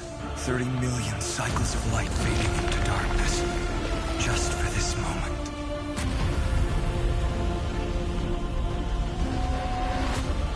To welcome the true dawn.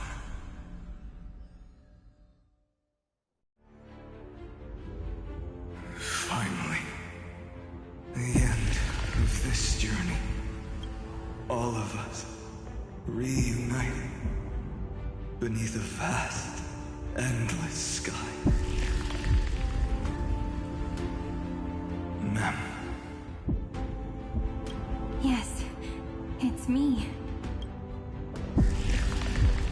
I will remember what you want to say to her. No need. I can see that she's right here. All the companions who sacrificed themselves and their wishes. It's all here. Have we succeeded? I think we have. Tomorrow, the stars will sing of the story of the Flame Chase journey. And it won't just be you in it. There will be countless numbers of you. Amphorius will be a glorious and magnificent world of heroes in the universe's memories.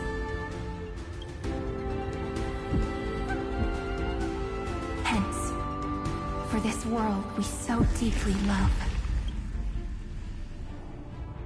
Let us write its ending.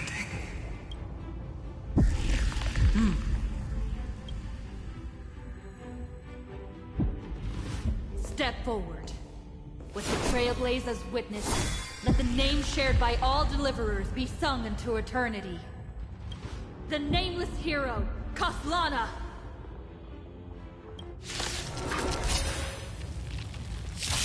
I see the pale dawn breaking. With my flesh as kindling. Light the first dawn of the new world.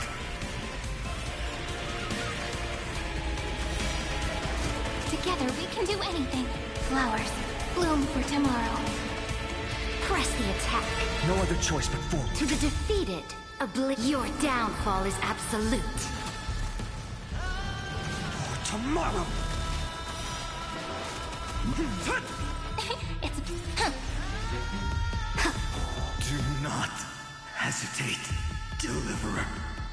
Destroy this body. Kill the giant of destruction. The fury overflowing. Put down your hesitation. Together.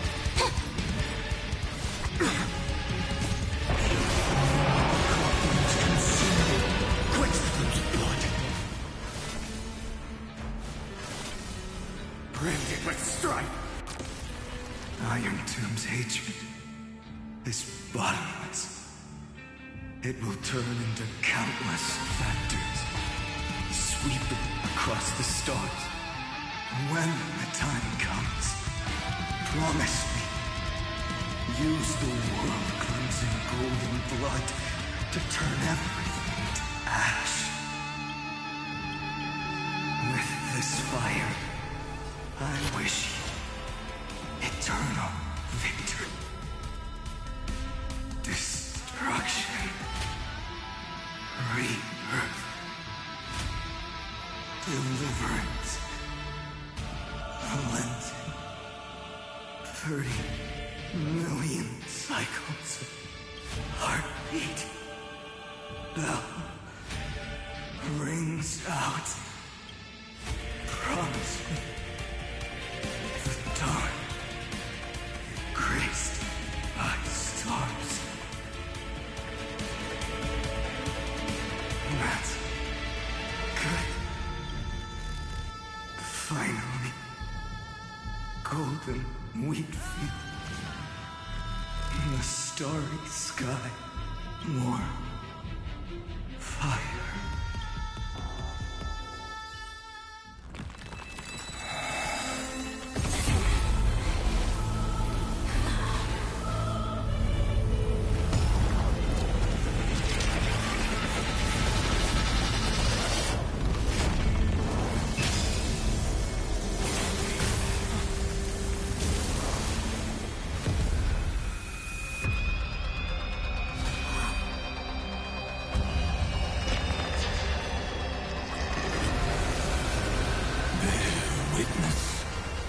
Monarch of myriad machines, my ridiculous creation.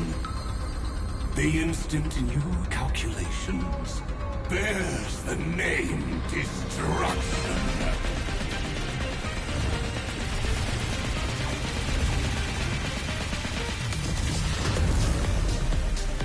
Who said you could speak, Senior? Watch closely. See how your chaos ends at the hands of your juniors. Don't get too worked up. Take a deep breath.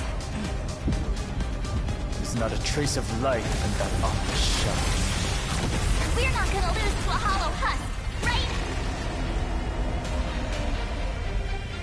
In the name of trailblazing, we'll reject this false answer!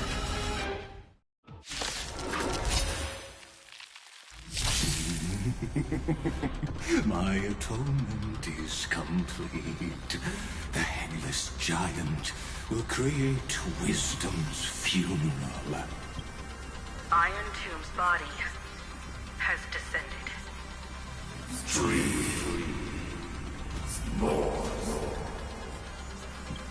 Is it querying for news? Don't worry about what happens out here. Interfere with it as much as you can.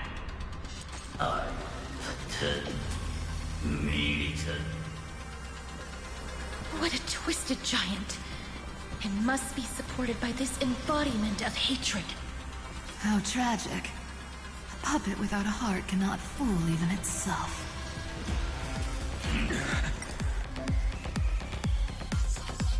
The Cosmic Alliance has finished its deployment. Don't hold back. Give it everything you've got. Soaring above the lands, this is permanence! Find me. Kinda hurts. Victory, step onto the board. Existence of the board tomorrow.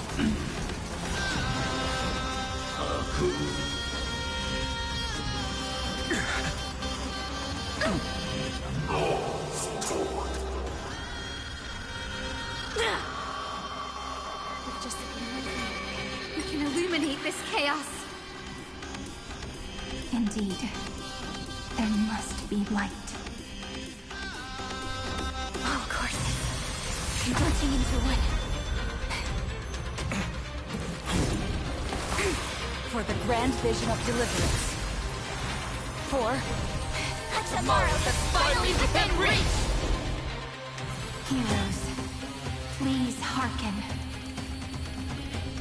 After 13 heartbeats, Light will create the heavens and earth. The remembrance will dispel the destruction shadow. Stand with me and become heroes. Let...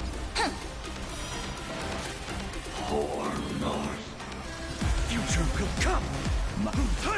The cosmos...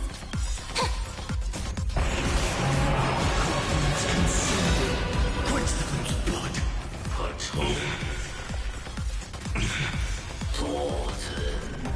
Her agony. Stand with me and become heroes.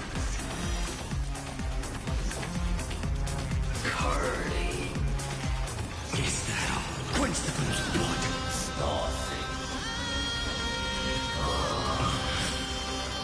Is that all? Rending with strife. The sun tear the sky. Hail the new dawn. Quench the little blood.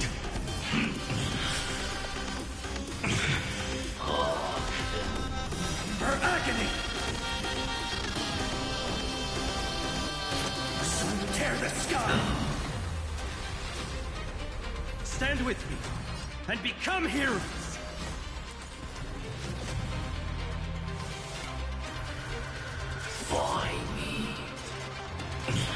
Rending with strife.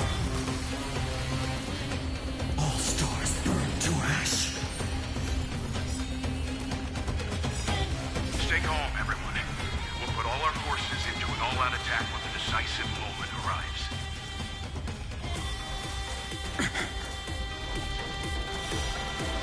The cosmos is looking at... Earth shatters, heaven trembles.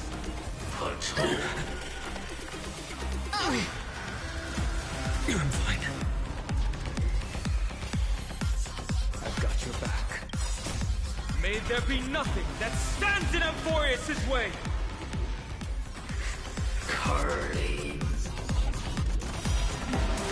Let's create a miracle of humanity. I'm gonna crown. My strength isn't what it was. Throttle as much as you...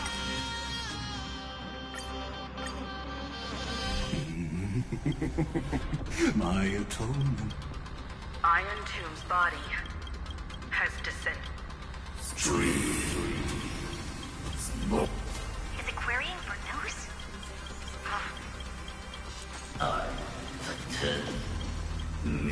What a twisted giant. It must be supported by... How tragic. A puppet without a heart cannot... The Cosmic Alliance has finished its deployment. Don't hold back. Give it everything you've got. Soaring above the lands. This is permanence!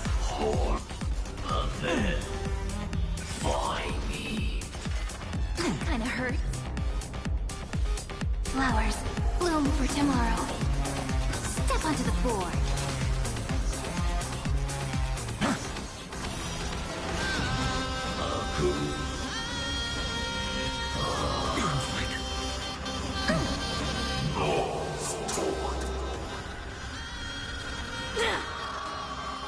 With just we can illuminate this chaos.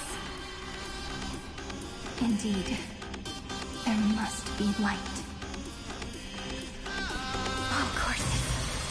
Launching into one. For the grand vision of deliverance. For A tomorrow that's finally within reach! Heroes, please hearken after 13 heartbeats. Light will create the heavens and earth. The remembrance will dispel the destruction shadow. I've got your back. May there be nothing that stands in Amphorius' way!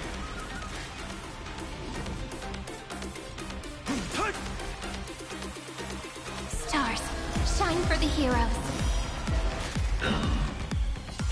tomorrow! My... That kinda hurt. That kinda hurt.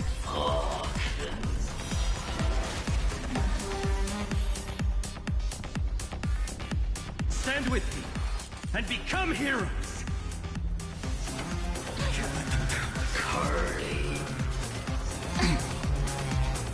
To the defeat, your downfall is absolute.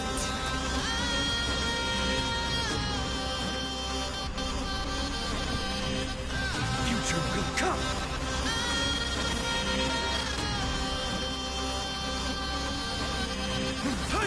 The cosmos is Black Wars. Bloom for tomorrow.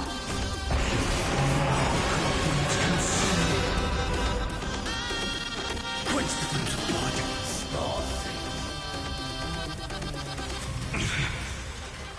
Is that her agony? Sun, tear the sky! I have always avoided making hasty verdicts, but now, humanity's justice is unquestionable.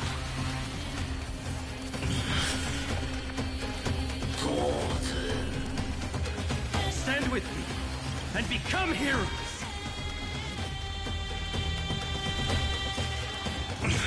Branded with strife! I'll never yield to fate. Empty shell! Quench the flames of blood! Is that all?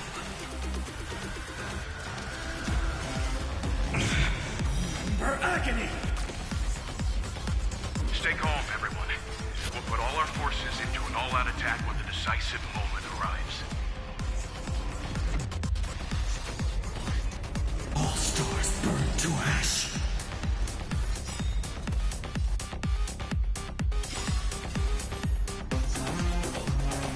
A blessing worthy of rewards. The law will complete its campaign.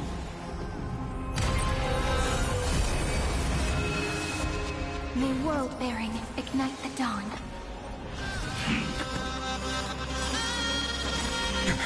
Elven dragons, soaring above the lands. This is permanent! To the defeat, your downfall is absolute. We're all here. May the Earth protect the road ahead. A world that knows love won't be destroyed.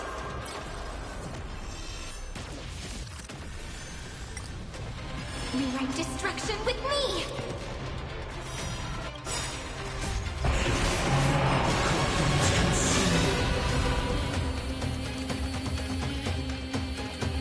Quench the flames of blood! Spread this light into the darkness!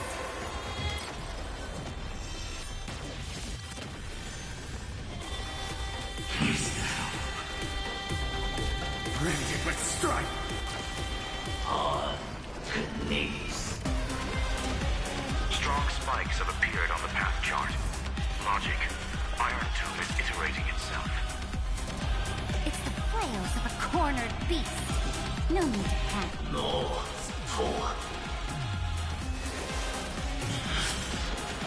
Is that all? You have no honor.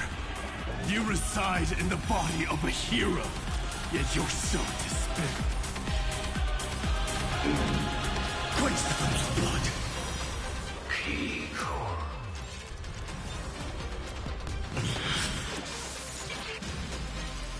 Is this the true face of Era Nova? As ugly as I thought.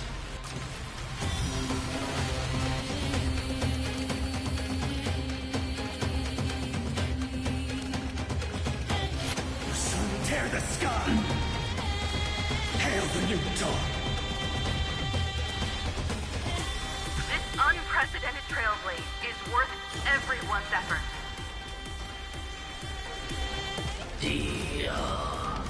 Her agony! Stand with me, and become heroes!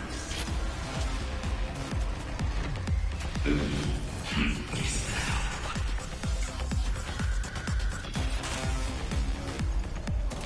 all? All stars burn to ash. Struggle as much as you want, you brainless, half-baked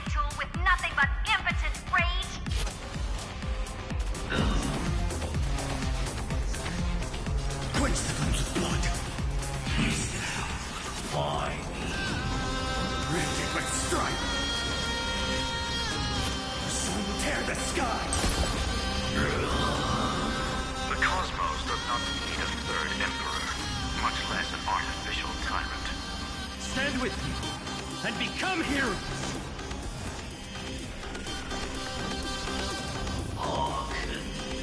Quench the crimson blood!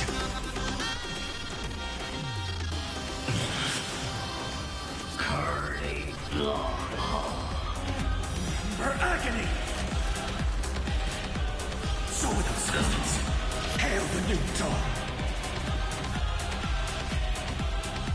Sun tear the sky! I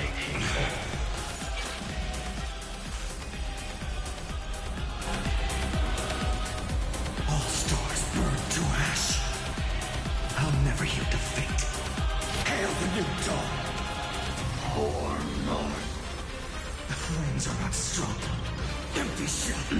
All stars burn to ash. The progress of Aeronova has been interrupted? Does this mean we won?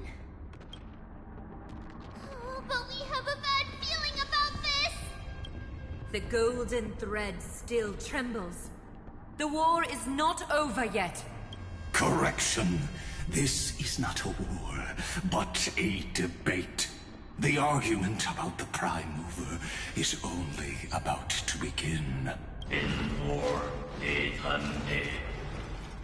Or in cargo.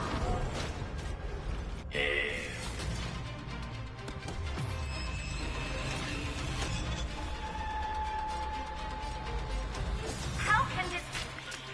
Path. Energy. Anomaly. We must stop, otherwise... Here! Why? Friend. Oh, guide me.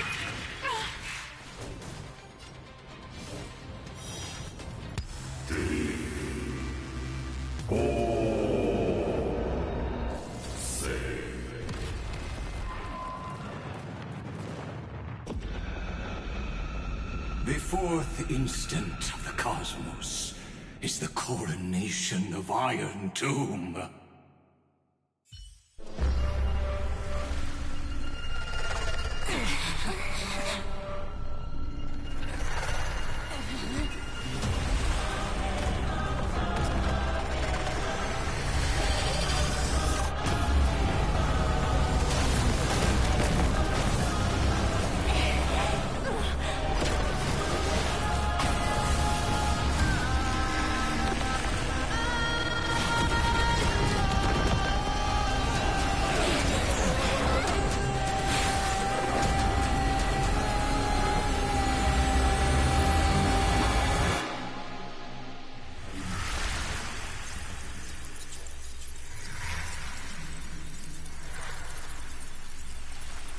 The conclusion is irrefutable. The right side of the equation, the erudition, falls silent.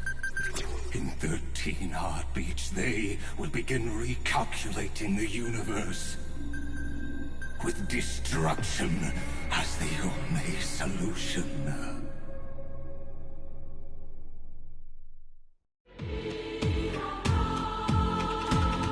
Madam Herda, strong pulse detected at the battlefield center.